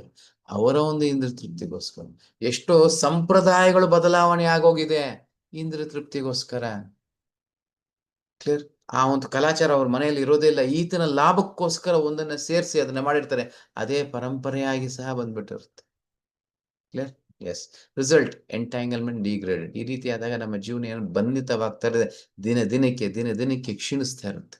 ನಮ್ಮ ಎಲ್ಲರ ಜೀವನ ನೋಡ್ಬೇಕು. ಆಗಿನ ಕಾಲದಲ್ಲಿ ಆನಂದವಾಗಿ 100 ವರ್ಷ, 120 ವರ್ಷ ಬದುಕಿರೋರು ಇವತ್ತು 50-60 ವರ್ಷನ ಬದುಕ್ತಾ ಇಲ್ಲ. ನಮ್ಮ ಆಯುಸ್ಸು ಎಷ್ಟು ಕ್ಷೀಣಿಸ್ತಾ ಇದೆ ಅಂದ್ರೆ ಅವಾಗ ನನ್ನ ಎಷ್ಟು ದೇಹದ ಒಂದು ಕ್ಷೀಣನೆ ಇದೆ ಅನ್ನೋದು ಅರ್ಥ ಮಾಡ್ಕೊಳ್ಬೇಕು. ಎಷ್ಟು ನಾನು ದಿನದಿನಕ್ಕೆ ಕ್ಷೀಣಿಸ್ತಾ ಇದ್ದೇನೆ. ಯಾವಾಗ ನಮ್ಮ ಇದು ಚೆನ್ನಾಗಿರುತ್ತೆ, ಇಲ್ಲ ಯಾವಾಗ ಆಯುಸ್ಸು ಹೆಚ್ಚಿಗೆ ಆಗುತ್ತೆ ಗೊತ್ತಾ? ಯಾವಾಗ ನಾನು ಶಾಂತಿಯಾಗಿರ್ತೇನೆ, ಯಾವುದೇ ಆತಂಕ ಇಲ್ಲದೆ, ಯಾವುದೇ ಒತ್ತಡವಿಲ್ಲದೆ ಇರ್ತೀನಿ, ಅಷ್ಟು ನಮ್ಮ ಜೀವನ ಹೆಚ್ಚುತ್ತಾ ಇರುತ್ತೆ, ಆಯುಸ್ಸು ಹೆಚ್ಚುತ್ತೆ. ತಿನ್ನೋ ಆಹಾರದಲ್ಲಾಗಿರೋದು ಪ್ರತಿಯೊಂದರಲ್ಲೂ ಅಷ್ಟೇ, ಎಷ್ಟು ಮಟ್ಟಿಗೆ ತೃಪ್ತನಾಗ್ತಿದ್ದೀನಿ, ಅಷ್ಟು ನಮ್ಮ ಆಯುಸ್ಸು ಹೆಚ್ಚುತ್ತೆ. ದಿನಗಳು ಬಂದಾಗ ಹೇಳ್ತೇನೆ ಅದು ಹೆಂಗೆ ಸತ್ವಗುಣದಲ್ಲಿರುವಂಥದ್ದು. ಅದ್ರಲ್ಲಿ ಇವಾಗ ನಾವು ತಮೋಗುಣ, ರಜೋಗುಣದಲ್ಲಿದ್ದಾಗ ನಮ್ಮ ಆಯುಸ್ಸು ಅನ್ನೋದು ಕ್ಷೀಣಿಸ್ತಾ ಇರುತ್ತೆ. ಕ್ಲಿಯರ್? ಎಸ್. ಮುಂದಕ್ಕೆ ಹೋಗೋಣ. ಇಲ್ಲಿ ನೋಡ್ಬೋದು, ಈ ಒಂದು ಭಗವಂತನ ರಚನೆ ಯಾವ ರೀತಿ ಆಗಿದೆ, ಹೆಂಗ್ ಕೆಲಸ ಮಾಡುತ್ತೆ. ಇದಕ್ಕೆ ಅರ್ಜುನ ಒಂದು ರಥದ ಒಂದು ಉದಾಹರಣೆ ಕೊಡೋಣ. ಆ ರಥ ಅನ್ನೋದು ದೇಹ ಇದ್ದ ಹಾಗೆ. ಏನು? ರಥ ಅನ್ನೋದು ದೇಹ ಇದ್ದ ಹಾಗೆ. ನಾನ್ ಯಾರು? ದೇಹದಲ್ಲಿ ಕುಂತಿರೋ ಆತ್ಮ. ಕ್ಲಿಯರ್? ಇವಾಗ ಎಲ್ಲವೂ ಯಾವ ರೀತಿ ನಿಯಂತ್ರಿಸಲ್ಪಡುತ್ತೆ? ಆ ಸಾರಥಿ ಆದವನು ಯಾರು ಅಂದ್ರೆ ಬುದ್ಧಿಶಕ್ತಿ. ನಮ್ಮ ಬುದ್ಧಿಶಕ್ತಿನೇ ಸಾರಥಿ ಆಗುತ್ತೆ. ಎಡಗಡೆ ಹೋಗು, ಬಲಗಡೆ ಹೋಗು ಅಂತ ನಿರ್ಧಾರ ನಾನು ಕೊಟ್ಟಾಗ ಆ ರೀತಿನೇ ಆ ಒಂದು ಉದಾಹರಣೆಗೆ ಕಾರ್ ತಗೊಂಡ್ರು ಒಂದು ಡ್ರೈವರ್.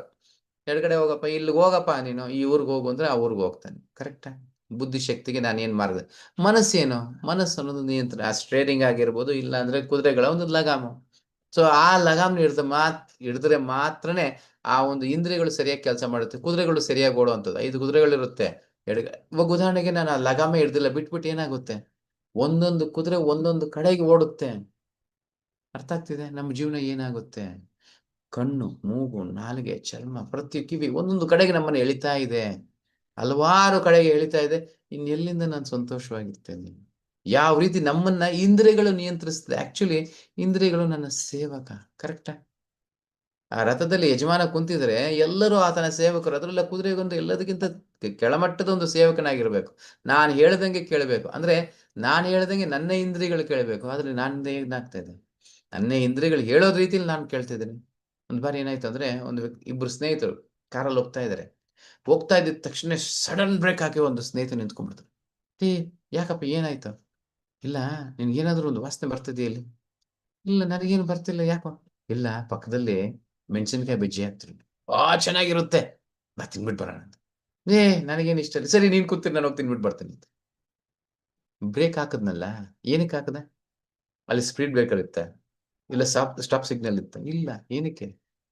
ಇಂದ್ರಿಯ, ವಾಸನೆ, ರುಚಿ, ನಾಲಿಗೆ ರುಚಿ, ಅದಕ್ಕೋಸ್ಕರ ಅಲ್ಲಿ ಬ್ರೇಕ್ ಅನ್ನೋದು ಹಾಕ. ಅರ್ಥ ಆಗ್ತಿದೆ? ನಮ್ಮ ಜೀವನದಲ್ಲಿ ಬರೀ ಇಂದ್ರಿಯ ತೃಪ್ತಿಗೋಸ್ಕರ ನಮ್ಮೆಲ್ಲರ ಜೀವನನು ಇಷ್ಟು ಬಾರಿ ಎಲ್ಲೋ ಒಂದು ನಮ್ಮ ರೂಟ್ ಇಲ್ಲೇ ಇರುತ್ತೆ. ಏನೋ ಒಂದು ತಿನ್ಬೇಕು, ಏನೋ ಒಂದು ನೋಡ್ಬೇಕು ಅನ್ನೋ ಕಾರಣಕ್ಕೆ ನನ್ನ ಒಂದು ದಾರಿನೇ ನಾನು ಬದಲಾಯಿಸಿರ್ತೀನಿ. ಹಲವಾರು ಬಾರಿ ನಮ್ಮ ಜೀವನದಲ್ಲಿ ಇಂಥದ್ದೆಲ್ಲ ಆಗ್ತಾ ಇರುತ್ತೆ. ಕ್ಲಿಯರ್? ಆಕ್ಚುಲಿ ನಮ್ಮ ಇಂದ್ರಿಯಗಳು ನಮ್ಮನ್ನ ಇನ್ನೊಂದು ಚಿಕ್ಕದಾಗಿ ಕಥೆ ಹೇಳ್ತೀನಿ. ಒಂದು ಬಾರಿ ಏನಾಯ್ತು ಅಂದ್ರೆ, ಒಂದು ವ್ಯಕ್ತಿ ಬಂದ್ಬಿಟ್ಟು ಹ್ಮ್ ಮನೆ ಆಚೆ ಕುಂತ್ಕೊಂಡು ಗೊಳೋ ಅಂತ ಅಳ್ತಿದ್ದಾನೆ. ಸೊ ಇನ್ನೊಂದು ವ್ಯಕ್ತಿ ಕೇಳ್ತಾನೆ, ಯಾಕಪ್ಪ ಅಳ್ತಿದ್ಯಾ, ಏನಾಯ್ತು? ಅವಾಗ ಆ ವ್ಯಕ್ತಿ ಹೇಳ್ತಾನೆ, ಇಲ್ಲ ನಿನ್ನೆ ನಮ್ಮ ಒಂದು ಚಿಕ್ಕ ಮನೆಯಲ್ಲಿ ಕಳ್ಳರು ಬಂದ್ಬಿಟ್ಟಿದ್ರು. ಕಳ್ಳರು ಬಂದ್ರೆ ಅದಕ್ಕೇನಕ್ಕಪ್ಪ ಅಳ್ತೀನಿ, ನೀನ್ ಎಂತ ಶ್ರೀಮಂತನು, ಎಷ್ಟು ಮನೆಗಳಿದೆ. ಸೊ ಆ ಚಿಕ್ಕ ಮನೇಲಿ ಏನಿರುತ್ತೆ, ಅದಕ್ಕೋಸ್ಕರ ನೀನ್ ಯಾಕೆ ಅಳ್ತಿದ್ಯಾ? ನಾನು ಏನೋ ಕಳ್ದೋಯ್ತು ಅಂತ ಅಳ್ತಾ ಇಲ್ಲ, ರಾತ್ರಿ ನಡೆದಂತ ಘಟನೆಗೆ ನಾನು ಅಳ್ತಿದ್ದೀನಿ. ಏನಾಯ್ತು? 4 ಜನ ಕಳ್ಳರು ಬಂದಿದ್ರು. ನಾನು ಸುಮ್ಮನೆ ಆ ಒಂದು ತೋಟದ ಮನೆನೋ ಯಾವ್ದೋ ಚಿಕ್ಕ ಮನೆ ಅನ್ಕೊಳ್ಳ, ಅಲ್ಲಿ ಮಲಗಿದ್ದೆ. ಅಲ್ಲಿ ಬಂದ್ಬಿಟ್ಟಿದ ತಕ್ಷಣ ನನಗೆ ಚಾಕು ತೋರಿಸ್ಬಿಟ್ಟು ಅಲ್ಲಿ ಮನೇಲಿ ಏನಿದೆ ಅದನ್ನೆಲ್ಲ ಎತ್ಬಿಟ್ಟು ಗಂಟು ಮೂಟೆ ಕಟ್ಟಕ್ಕೆ ಹೇಳಿದ್ರು. ಗಂಟು ಮೂಟೆ ಎಲ್ಲ ಕಟ್ಟಿದ ನಂತರ ಏನ್ ಹೇಳಿದ್ರು, ನನ್ನನ್ನೇ ಹೊತ್ಕೊಂಬಂದು ಆಚೆ ಬರಕ್ ಹೇಳಿದ್ರು. ಸರಿ ಆಯ್ತು, ನಾನೇ ತಲೆ ಮೇಲೆ ಹೊತ್ಕೊಂಬಂದೆ. ಆವಾಗ 4 ಜನ ಕಳ್ಳರು ಏನ್ ಮಾಡ್ತಿದ್ರೆ, 4 ದಿಕ್ಕಿಗೆ, ಬಲಗಡೆ ಬಾ ಅಂತಾನೆ, ಹಿಂದ್ಗಡೆ ಬಾ ಅಂತಾನೆ, ಮುಂದೆ ಬಾ ಅಂತ, 4 ಜನ 4 ಕಡೆ ನನ್ನನ್ನ ಎಳೆದಾಡ್ತಾ ಇದ್ರು. ಈ ಕಡೆ ಹೋಗು, ಆ ಕಡೆ ಹೋಗು. ನನಗೇನ್ ದುಃಖ ಆಗ್ತಾ ಇದೆ, ನಾನ್ ಸಂಪಾದನೆ ಮಾಡಿದಂತ ಸೊತ್ತು, ನನ್ನ ದುಡ್ಡು ಕಾಸು, ಅದನ್ನೇ ನನ್ನ ತಲೆ ಮೇಲೆ ಇಟ್ಟು ನಾನು 4 ಕಡೆಗೆ ಎಳೆದಾಡ್ತಾ ಇದ್ದೆ. ಅರ್ಥ ಆಗ್ತಿದೆ? ಸೊ ನನ್ನದು ಯಾವ್ದು ಇಂದ್ರಿಗಳು ನಾನು ಹೇಳ್ದಂಗೆ ಕೇಳುವಂತ ಸೇವಕರು. ಆದ್ರೆ ಆ ಸೇವಕರು ನನ್ನನ್ನ ನಿಯಂತ್ರಿಸ್ತಾ ಇದ್ದಾರೆ. ಇನ್ನು ಹೇಳ್ಬೇಕಂದ್ರೆ ನಾನ್ ನಿಯಂತ್ರಿಸಲ್ಪಡ್ತಿದ್ದೀನಿ. ಯಾಕಂದ್ರೆ ನನ್ನ ದೌರ್ಬಲ್ಯ. ಏನೋ ನಮ್ಮ ದೌರ್ಬಲ್ಯ, ಜ್ಞಾನ ಇಲ್ಲದೆ ಇರೋದನ್ನ ದೌರ್ಬಲ್ಯ. ಎಷ್ಟೋ ಜನ ಹೆಂಡತಿಯರಿಗೆ ಗುಲಾಮರಾಗಿರ್ತಾರೆ. ಯಾಕೆ? ದೌರ್ಬಲ್ಯ. ಎಷ್ಟೋ ಜನ ಮಕ್ಕಳಿಗೆ ಗುಲಾಮರಾಗಿರ್ತಾರೆ. ದೌರ್ಬಲ್ಯ. ಹಲವಾರು ಬೇರೆಯವ್ರಿಗೇನೆ ಗುಲಾಮರಾಗಿರ್ತಾರೆ. ಯಜಮಾನ ಇಲ್ಲ ಕೆಲ್ಸದ ಎಲ್ಲ ಹೋದಾಗ ಆ ಯಜಮಾನ್ಗಿಂತ ಗುಲಾಮನಾಗಿರ್ತಾನೆ. ಯಾಕೆ? ದೌರ್ಬಲ್ಯ. ಅಯ್ಯೋ ಇದು ಬಿಟ್ರೆ ನನ್ಗೆ ಬೇರೆ ಕೆಲಸ ಸಿಗಲ್ಲ, ಅದರಿಂದ ದೌರ್ಬಲ್ಯ. ಅಯ್ಯೋ ಈ ಹೆಂಡ್ತಿ ಇಲ್ಲ ಅಂದ್ರೆ ಆತನಿಗೇನೋ ಇಂದ್ರಿಯ ತೃಪ್ತಿ ಬೇಕು, ಆದ ಕಾರಣ ಆಕೆಗೆ ಗುಲಾಮನಾಗಿರ್ತಾನೆ. ಆ ಒಂದು ಮಗನಿಂದ ಏನೋ ಪಡ್ಕೊಳ್ಬೇಕು, ಅದಕ್ಕೆ ಗುಲಾಮನಾಗಿರ್ತಾನೆ. ಅರ್ಥ ಆಗ್ತದೆ ಯಾವಾಗ ಇಂದ್ರಿಯಗಳು ಯಾವ ರೀತಿ ಕೆಲಸ ಮಾಡುತ್ತೆ ಅಂತ? ಒಂದು ಇಂದ್ರಿಯಗೋಸ್ಕರ ಇಡೀ ನಮ್ಮ ಜೀವನವನ್ನೇ ಮುಡುಪಾಗಿಟ್ಟಿರ್ತದೆ. ಸ್ವತಂತ್ರ ಎಲ್ಲಿದೆ? ಕರೆಕ್ಟ್. ಯಾವಾಗ ಇಂದ್ರಿಯಗಳಲ್ಲದೆ ನಿಮ್ಮ ಹೃದಯದ ಮಾತು ಕೇಳಿ, ನಮ್ಮ ಒಂದು ಆತ್ಮದ ದೃಷ್ಟಿಯಲ್ಲಿ ನಡ್ಕೊಳ್ಳಿ, ಇಡೀ ಪ್ರಪಂಚದಲ್ಲಿ ಯಾರಿಗೂ ಹೆದರ್ಬೇಕಾಗಿರೋ ಅವಶ್ಯಕತೆ ಇಲ್ಲ. ಸ್ವತಂತ್ರನಾಗ್ತದೆ. ಮುಂದಕ್ಕೆ ಹೋಗೋಣ. ಅಷ್ಟಾಂಗ ಯೋಗ. ಇವಾಗ ಯೋಗ ಅಂದ್ರೆ ಏನು? ವಾಟ್ ಈಸ್ ಯೋಗ? ಯೋಗ ಅಂದ್ರೆ ಈ ರೀತಿನ, ಈ ರೀತಿ ತಲೆ ಕೆಳಗೆ ಕಾಲ ಮೇಲೆ ಹಾಕುವಂಥದ್ದ, ಇಲ್ಲ ಫಿಸಿಕಲ್ ಎಕ್ಸಸೈಸ್ ಮಾಡುವಂಥದ್ದ, ಇಲ್ಲ ಜಿಮ್ನಾಸ್ಟಿಕ್ ಮಾಡುವಂಥದ್ದ, ಇಲ್ಲಾಂದ್ರೆ ಅಗೋರಿಗಳು ಅವರು ಇರ್ತಾರಲ್ಲ, ಈ ರೀತಿ ಅವರ ದೇಹವನ್ನು ದಂಡಿಸ್ಕೊಂಡು ಮಾಡುವಂಥದ್ದು. ಯೋಗ ಅಂದ್ರೆ ಏನು? ಇಲ್ಲ ನಾವು ಮೂಗಿಡ್ಕೊಂಡು ಪ್ರಾಣಾಯಾಮ ಮಾಡ್ತೀವಿ, ಅದನ್ನ ಯೋಗ ಅಂತ. ಏನ್ ಯೋಗ ಅಂತ? ಯೋಗ ಅಂದ್ರೆ ಸಂಸ್ಕೃತದ ಒಂದು ಪದದಲ್ಲಿ ಇಟ್ಕೊಂಡು ಯುಗ್ ಅನ್ನೋದು. ಯುಗ್ ಅಂದ್ರೆ ಹೂಡಿಕೆ, ನನಗೂ ಪರಮಾತ್ಮನಿಗೂ ಹೂಡಿಕೆ. ಕರ್ಮಯೋಗ, ಜ್ಞಾನಯೋಗ, ಧ್ಯಾನ ಯೋಗ, ಭಕ್ತಿ ಯೋಗ. ಕರ್ಮದಿಂದ ನನ್ನ ಕಾರ್ಯಗಳಿಂದ ಭಗವಂತನಿಗೆ ಒಂದಾಗುವಂಥದ್ದು, ನನ್ನ ಜ್ಞಾನದಿಂದ ಭಗವಂತನಿಗೆ ಒಂದಾಗುವಂಥದ್ದು ಜ್ಞಾನ ಯೋಗ, ನನ್ನ ಧ್ಯಾನದಿಂದ ಭಗವಂತನಿಗೆ ಒಂದಾಗುವಂಥದ್ದು ಕೊನೆಗೆ ಭಕ್ತಿ ಯೋಗ. ಪ್ರೀತಿಯುಕ್ತವಾದ ಒಂದು ಸೇವೆಯಲ್ಲಿ ಭಗವಂತನಿಗೆ ಒಂದಾಗುವಂಥದ್ದು, ಇದನ್ನ ಯೋಗ ಅಂತೀವಿ. ಕ್ಲಿಯರ್? ಆದ್ರೆ ಈಗಿನ ಕಾಲದಲ್ಲಿ ಎಲ್ಲವೂ ಮಾಡ್ತಾರೆ, ಅಲ್ಲಿ ಭಗವಂತನೇ ಇರೋದಿಲ್ಲ. ಉದಾಹರಣೆಗೆ ಮೊನ್ನೆ ಯಾವುದೋ ಒಂದು ಯೋಗದ ಇದು ನೋಡ್ತಿದ್ದೆ, ಅನ್ಯ ಧರ್ಮದವರು ಯೋಗವನ್ನು ಮಾಡಕ್ಕಾಗಲ್ಲ ಅನ್ನೋ ಒಂದು ಕಾರಣಕ್ಕೆ ಆಕ್ಚುಲಿ ಓಂಕಾರ ಅಂತ ಇದೆ, ಗೊತ್ತಾ? ಓಂ ಅಂತ ಓಂಕಾರ ಮಾಡೋದಿದೆ. ಆ ಓಂಕಾರವನ್ನ ಚೇಂಜ್ ಮಾಡ್ಬಿಡ್ತಾರೆ. ಏನು ಓಂಕಾರನೇ ಬೇಕಾಗಿಲ್ಲ, ಅನ್ಬೋದು, ಅಮ್ಮನ್ಬೋದು, ಏನೋ ಮಾಡ್ರೆ ಅಂತಾನೆ. ಯಾಕೆ? ಎಲ್ಲಿಂದ ಅದು ಯೋಗವಾಗುತ್ತೆ? ಯೋಗ ಅನ್ನೋದೇ ಆ ಪರಮಾತ್ಮನೊಟ್ಟಿಗೆ ಕೂಡಿಕೆ, ಅದನ್ನ ಯೋಗ ಅಂತ. ಜ್ಞಾನ ಇರಬೇಕು. ಇಲ್ಲಿ ನೋಡ್ಬೋದು, ದುಡ್ಡುಗೋಸ್ಕರ ಭಗವಂತ ಕೊಟ್ಟಂತ ಯೋಗವನ್ನ ಬರೀ ದುಡ್ಡುಗೋಸ್ಕರ ಯಾವ ರೀತಿಯೆಲ್ಲ ಅದನ್ನ ಬಿಂಬಿಸಲಾಗಿದೆ. ಚೇರ್ ಯೋಗ ಅಂತೆ, ಟೆನಿಸ್ ಯೋಗ ಅಂತೆ, ಪ್ರೆಗ್ನೆನ್ಸಿಗೆ ಯೋಗ ಅಂತೆ, ಚಿಲ್ಡ್ರನ್ ಯೋಗ ಅಂತೆ, ಹೆಣ್ಮಕ್ಳಿಗೆ ಯೋಗ ಅಂತೆ, ಗಂಡು ಮಕ್ಳಿಗೆ ಯೋಗ ಅಂತೆ, ಏರಿಯಲ್ ಯೋಗ, ಬರೀ ಗಾಳಿಯಲ್ಲೇ ಯೋಗ ಮಾಡ್ತಾರೆ. ಏನೆಲ್ಲ ಯೋಗಗಳು ಬಂದಿದೆ. ಅದ್ರ ಜೊತೆಗೆ ಬ್ಲಡ್ ಪ್ರೆಷರ್ ಇದ್ರವ್ರಿಗೊಂದು ಯೋಗ, ಹಾರ್ಟ್ ಅಟ್ಯಾಕ್ ಇರೋರ್ಗೊಂದು ಯೋಗ, ಶುಗರ್ ಇರೋರ್ಗೊಂದು ಯೋಗ, ಹಿಂಗೆಲ್ಲ ಬರೀ ದುಡ್ಡುಗೋಸ್ಕರ. ಇನ್ನೊಂದು ಗೊತ್ತಾ, ಅಮೆರಿಕದಲ್ಲಿ ಇವಾಗ ಇನ್ನೊಂದು ಸ್ಟಾರ್ಟ್ ಆಗಿದೆ, ನಾಯಿಗಳಿಗೆ ಬೆಕ್ಕುಗಳಿಗೆ ಯೋಗ ಮಾಡಿಸ್ತಾ ಇದಾರೆ. Yoga class for cats and dogs. ಎಲ್ಲಿ ಕೇಳಿದೀವಿ ಅಂತವಲ್ಲ? ಅರ್ಥ ಆಗ್ತಿದೆ ನೋಡಿ. ನಮ್ಮ ಯೋಗ ಅನ್ನೋ ಒಂದು ಪದವನ್ನ ಯಾವ ರೀತಿ ದುರ್ಬಳಕೆ ಮಾಡ್ಕೊಂಡಾಗಿದೆ. ಜ್ಞಾನ ಇಲ್ಲದೆ ಇರುವಾಗ ಹೆಂಗಿರುತ್ತೆ ಅದೇ ಯೋಗ. ಸೊ ನಿಜವಾದ ಯೋಗ ಅಂದ್ರೆ ಯಾವುದು ನೋಡ್ಬೋದು. ಆದರೆ ಖಂಡಿತವಾಗ್ಲೂ ಧ್ಯಾನ ಯೋಗ ಎಲ್ಲದಕ್ಕಿಂತ ಕಠಿಣವಾದದ್ದು. ಈ ಒಂದು ಅಷ್ಟಾಂಗ ಯೋಗ, ಹಠ ಯೋಗ ಅನ್ನೋದು ಯಾವ ರೀತಿ ಮಾಡ್ಬೇಕು? ಮೊದಲು ಯಾಮ ನಿಯಮ. ಯಾಮ ನಿಯಮ ಅಂದ್ರೆ ಏನೆಲ್ಲ ಮಾಡಬೇಕು, ಏನೆಲ್ಲ ಮಾಡಬಾರ್ದು, ಇದನ್ನ ಮೊದಲು ಪರಿಪೂರ್ಣವಾದ ಜ್ಞಾನವಿರಬೇಕು. ಆ ನಂತರ ಆಸನ, ಕುಂತ್ಕೊಳ್ಳುವ ವಿಧಾನ. ನಾನು ಪೂರ್ತಿ ಹೇಳೋಕ್ಕಾಗಲ್ಲ, ನೀವೆಲ್ಲನೂ ಓದ್ಕೊಂಬಂದ್ರೆ ಪೂರ್ತಿಯಾಗಿ ತಿಳ್ಕೊಳ್ಬೋದು. ಸೊ ಕುಂತ್ಕೊಳ್ಳೋ ವಿಧಾನ 12 ವರ್ಷ ಬೇಕು ಕುಂತ್ಕೊಳ್ಳೋದಿಕ್ಕೆ ಅಭ್ಯಾಸ. ಎಷ್ಟು? 12 ವರ್ಷ ಅಭ್ಯಾಸ ಮಾಡಬೇಕು ಜಸ್ಟ್ ಕುಂತ್ಕೊಳ್ಳೋದಿಕ್ಕೆ. ಸೊ ಅದು ಭಗವದ್ಗೀತೆಯಲ್ಲಿ ಹೇಳ್ತಾರೆ, ಓದ್ಕೊಳ್ಳಿ. ದಕ್ಕಾದ ಒಂದು ಸ್ಥಳದಲ್ಲಿ ಇರಬಾರ್ದು, ಎತ್ತರದ ಸ್ಥಳವಾಗಿರಬಾರ್ದು, ಶುದ್ಧವಾಗಿರಬೇಕು. ಅದರಲ್ಲಿ ಒಂದು ಇದನ್ನ ಹಾಕಿ, ಆ ಒಂದು ಜಿಂಕೆ ಚರ್ಮ ಹಾಕಿ ಅದರ ಮೇಲೆ ಕುಂತ್ಕೊಂಡು ಯಾವ ರೀತಿ ಮಾಡಿ ಪ್ರತಿ ಒಂದನ್ನು ಕೊಡಲಾಗಿದೆ. ಆ ನಂತರನೇ ಪ್ರಾಣಾಯಾಮ. ಪ್ರಾಣಾಯಾಮ 8ನೇ ಅಧ್ಯಾಯದಲ್ಲಿ ಇನ್ನು ಹೆಚ್ಚಿಗೆ ಹೇಳ್ತೀನಿ. ಬರೀ ಮೂಗಿಡ್ಕೊಂಡು ಮಾಡೋ ಅಂಥದ್ದು ಪ್ರಾಣಾಯಾಮ ಅಲ್ಲ. ಪ್ರಾಣಾಯಾಮ ಅಂದ್ರೆ ಆ ಪ್ರಾಣಾಯಾಮದಿಂದ ನಮ್ಮ ಒಳಗಡೆ ಇರುವ ವಾಯು, ಪಂಚವಾಯು ಅಂತೀವಿ, ಪ್ರಾಣವಾಯುನ ಮಾಡ್ಕೊಂಡು ಆ ಚಕ್ರಗಳನ್ನ ಒಂದೊಂದು ಮೇಲಕ್ಕೆ ಎತ್ಕೊಂಡು ಹೋಗೋದು ನಿಜವಾಗ್ಲೂ ಪ್ರಾಣಾಯಾಮ ಮಾಡೋದು. ಕ್ಲಿಯರ್? ಆ ಪ್ರಾಣಾಯಾಮ ಮಾಡಿದಾಗ ಆಜ್ಞಾ ಚಕ್ರಕ್ಕೆ ಆ ಚಕ್ರ ಎತ್ಕೊಂಡ್ಬಂದ ನಂತರ ಸಹಸ್ರದಿಂದ ಬ್ರಹ್ಮರಂಧ್ರದಿಂದ ಬಿಡುವಂಥದ್ದನ್ನ ಮಾಡುವಂಥ, ಅದಕ್ಕೆ ಪ್ರಾಣಾಯಾಮ. ಜಸ್ಟ್ ಮೂಗಿಡ್ಕೊಂಡು ಮಾಡೋದಕ್ಕೋಸ್ಕರವಾಗಿ ಪ್ರಾಣಾಯಾಮ ಅಲ್ಲ. ದೆನ್ ಪ್ರತ್ಯಾಹಾರ. ಪ್ರತ್ಯಾಹಾರ ಅಂದ್ರೇನು? ಆಹಾರ, ಎಲ್ಲ ಇಂದ್ರಿಯಗಳನ್ನ ನಿಯಂತ್ರಿಸುವಂಥದ್ದು. ಎಲ್ಲ ಇಂದ್ರಿಯಗಳು, ನನ್ನ ಕಣ್ಣು, ಮೂಗು ಎಲ್ಲವನ್ನು ನಿಯಂತ್ರಿಸುವಂಥದ್ದು. ಉದಾಹರಣೆಗೆ ಒಂದು ಯೋಗಿ ಆದವನು ಏನ್ ಮಾಡ್ಬೇಕು ಅಂದ್ರೆ, ಈ ಒಂದು ಪ್ರಾಣಾಯಾಮ ಮಾಡುವಾಗ ಕಣ್ಣನ್ನ ಯಾವ ರೀತಿ ಮುಚ್ಚಿರ್ಬೇಕು? ಅರ್ಧ ಮುಚ್ಚಿರ್ಬೇಕು. ಮೂಗಿನ ತುದಿಯ ಮೇಲೆ ಆತನ ದೃಷ್ಟಿ ಇರಬೇಕು. ಪೂರ್ತಿನೂ ಮುಚ್ಚಬಾರದು, ಪೂರ್ತಿ ತೆಗಿಲೂಬಾರದು. ಕ್ಲಿಯರ್? ಆ ನಂತರ ಏನೇ ಶಬ್ದ ಬರ್ತಾ ಇದ್ರು ಆತನ ಕಿವಿ ಒಳಗಡೆ ಹೋಗಬಾರದು, ನಿಯಂತ್ರಿಸಿರ್ಬೇಕು. ಯಾರೇ ಮುಂದ್ಗಡೆ ಬಂದ್ರು ಕಣ್ಣನ್ನ ನಿಯಂತ್ರಿಸಿರ್ಬೇಕು. ಆವಾಗ ಮಾತ್ರನೇ ಅದು ಪರಿಪೂರ್ಣ. ಆವಾಗ ಧಾರಣ. ಧಾರಣ ಅಂದ್ರೆ ಏನು? ಭಗವಂತನನ್ನ ಹೃದಯದಲ್ಲಿ ಧರಿಸುವಂಥದ್ದು. ಎಲ್ಲರ ಹೃದಯದಲ್ಲೂ ಪರಮಾತ್ಮ ಇದ್ದಾನೆ. ಸರ್ವಸ್ಯ ಚಾಹಂ ಹೃದಯ ಸನ್ನಿವಿಷ್ಟೋ. ಆದ್ರೆ ಏನಾಗುತ್ತೆ? ಯೋಗಿ ಆದವನು ಎಷ್ಟು ಜನ ಕಾಣಿಸ್ತಾ ಇದ್ದಾನೆ ಪರಮಾತ್ಮ ಇದ್ದಾನೆ ನಿಮ್ಮ ಹೃದಯದಲ್ಲಿ? ಎಲ್ಲಿದ್ದಾನೆ? ಎಲ್ಲಿ ಗೊತ್ತು? ಯಾರಿಗೆ ಗೊತ್ತು? ಆದ್ರೆ ಪರಮಾತ್ಮನಿಗೆ ಅದು ಆ ಒಂದು ದೃಷ್ಟಿಕೋನ, ಆ ಒಂದು ದೃಷ್ಟಿ ಅಂತ ಬರುತ್ತೆ. ಆ ಪರಮಾತ್ಮನನ್ನ ಧರಿಸ್ತಾನೆ ಹೃದಯದಲ್ಲಿ. ನಂತರ ಆ ಪರಮಾತ್ಮನ ಮೇಲೆ ಧ್ಯಾನ. ಕ್ಲಿಯರ್? ಧ್ಯಾನ ಅಂದಿದ ತಕ್ಷಣ ಕಣ್ಮುಚ್ಕೊಂಡು ಯಾವುದೋ ಕತ್ಲಲ್ಲಿ ನೋಡ್ಕೊಂಡು ಏನು ಇಲ್ಲದೆ ಇರೋದು ಶೂನ್ಯದಲ್ಲಿ ಧ್ಯಾನ, ಕತ್ತಲಲ್ಲಿ ಧ್ಯಾನ, ದೀಪದ ಮೇಲೆ ಧ್ಯಾನ, ಅದರ ಮೇಲೆ ಧ್ಯಾನ, ಇದ್ರ ಮೇಲೆ ಧ್ಯಾನ ಇಲ್ಲ. ಪರಮಾತ್ಮನ ಧ್ಯಾನ, ಅದನ್ನ ಧ್ಯಾನ ಅನ್ನೋದು. ನಾನು ಹೇಳ್ತಿಲ್ಲ, ಭಗವದ್ಗೀತೆ ಹೇಳೋದನ್ನ ಹೇಳ್ತಿದ್ದೆ. ನಂತರದ ಹಂತದಲ್ಲಿ ಬರೋದು ಸಮಾಧಿ. ನಂತರದ ಹಂತದಲ್ಲಿ ಬರೋದೇ ಸಮಾಧಿ. ಆಕ್ಚುಲಿ ಸಮಾಧಿಯಿಂದನೇ ಭಕ್ತಿಯ ಪ್ರಾರಂಭ. ಸೊ ಭಗವಂತನು ಪರಮಾತ್ಮ ಆತ್ಮದ ಒಂದು ಹೊಂದಾಣಿಕೆ ಅನ್ನೋದು ಆಗುತ್ತೆ. ಯೂನಿಯನ್, ಇಂಟಿಗ್ರೇಟೆಡ್, ಪರಿಪೂರ್ಣವಾಗಿ ಆತ್ಮ ಪರಮಾತ್ಮನ ನಿಜವಾದ ಒಂದು ಹೊಂದಾಣಿಕೆ ಅನ್ನೋದಾಗುತ್ತೆ. ಕ್ಲಿಯರ್? ಇಲ್ಲಿ ನೋಡ್ಬೋದು, ನೀವು ಬೇಕಾದ್ರೆ ಇದಕ್ಕೆ ಸ್ಕ್ರೀನ್ ಶಾಟ್ ಬೇಕಾದ್ರೆ ತಗೊಳ್ಬೋದು. ಯಾವ ಶ್ಲೋಕದಲ್ಲಿ ಯಾವ್ಯಾವ್ದ್ರ ಬಗ್ಗೆ ಹೇಳಲಾಗಿದೆ. ಯಾಮ ನಿಯಮ, ಡೂಸ್ ಅಂಡ್ ಡೋಂಟ್ಸ್, ಏನೆಲ್ಲ ಮಾಡಬೇಕು, ಏನೆಲ್ಲ ಮಾಡಬಾರ್ದು. ಆಸನ, ಕುಂತ್ಕೊಳ್ಳೋ ವಿಧಾನಗಳು ಯಾವುದು, ಯಾವ ರೀತಿ ಕುಂತ್ಕೊಳ್ಬೇಕು. ಪ್ರಾಣಾಯಾಮ, ಆ ಒಂದು ಉಸಿರಾಡುವ ಒಂದು ವಿಧಾನ ಹೆಂಗೆ, ಯಾವ ರೀತಿ ಮಾಡೋದು. ಪ್ರತ್ಯಾಹಾರ, ಸೊ ಯಾವ ರೀತಿ ನಮ್ಮ ಇಂದ್ರಿಯಗಳನ್ನ, ಇದೆಲ್ಲ ದೊಡ್ಡ ಕಲೆ. ಸುಮ್ಮನೆ ಒಂದೊಂದು ಸಾರಿ ಹೇಳಿಬಿಡೋದು ಅದ್ಲ. ಕೆಲವರು ಯೋಗ ಅನ್ಕೊಂಡು ಇದಕ್ಕೆ ಹೋಗ್ಬಿಡ್ತಾರೆ, ಎಲ್ಲಿಗೆ, ಹಿಮಾಲಯಕ್ಕೆ, ಅಲ್ಲೆಲ್ಲ ಹೋಗಿ ಗೌರವವಾಗಿ ಮಾಡಿ ಅವರ ದೇಹವನ್ನ ದಂಡಿಸುವಂಥದ್ದು ಯೋಗ ಅನ್ಕೊಂತಾರೆ. ಖಂಡಿತ ಇಲ್ಲ. ಪರಮಾತ್ಮನ ಹೇಳ್ತಾನೆ, ಭಗವಂತನ ಹೇಳ್ತಾನೆ, ಅವ್ರನ್ನ ಅವ್ರು ದಂಡಿಸೋದಲ್ಲದೆ ಒಳಗಡೆ ಇರುವ ಪರಮಾತ್ಮನನ್ನು ಸೇರಿಸಿ ದಂಡಿಸ್ತಾ ಇರ್ತಾರೆ. ಖಂಡಿತ ಯಾವತ್ತೂ ಕೃಷ್ಣನು ಆ ಒಂದು ವಿಧಾನ ಹೇಳಲಿಲ್ಲ. ಕ್ಲಿಯರ್? ಭಾಗವತ ಓದಿದಾಗ ಇನ್ನೂ ಹೆಚ್ಚಿಗೆ ಬರುತ್ತೆ. ಯಾಕೆ ಅಪಸಂಪ್ರದಾಯಗಳು ಬರುತ್ತೆ, ಯಾಕೆ ಮಾರ್ಗವನ್ನ ತಪ್ತಾರೆ, ಯಾಕೆ ಹಿಂಗೆಲ್ಲ ಆಯ್ತು ಅನ್ನೋದು ಹಲವಾರು ಅಂಶಗಳು. ಸೊ ಜಸ್ಟ್ ಭಗವದ್ಗೀತೆ ಒಂದು ಸಾಕು ನಮ್ಮ ಜೀವನನ ಪರಿಪೂರ್ಣತೆ ಮಾಡೋದಕ್ಕೆ. ಕ್ಲಿಯರ್? ಪ್ರತ್ಯಾಹಾರದಂತ ಧಾರಣ ನಂತರ ಆ ಒಂದು ಪರಮಾತ್ಮನ ಅಂದ್ರೆ ಮನಸ್ಸನ್ನ ನಿಯಂತ್ರಿಸುವಂಥದ್ದು. ಆ ಏಕಾಗ್ರತೆಯಿಂದ ಮನಸ್ಸಲ್ಲಿ ಪರಮಾತ್ಮ ಧರಿಸಿ ನಂತರ ಆತನ ಮೇಲೆ ಧ್ಯಾನ, meditation on Vishnu. So Kshirodakashayi Vishnu ಅಂತೀವಿ. ಸೊ ಆಕ್ಚುಲಿ ಯಾರು ಅಂದ್ರೆ ಹೃದಯದಲ್ಲಿರೋದು ಕೃಷ್ಣನೇ, ಹೃದಯದಲ್ಲಿರೋದು ಅಂತೀವಲ್ಲ, ಕೃಷ್ಣ. ಇಲ್ಲಿ ನೋಡ್ಬೋದು ಮಹಾವಿಷ್ಣು.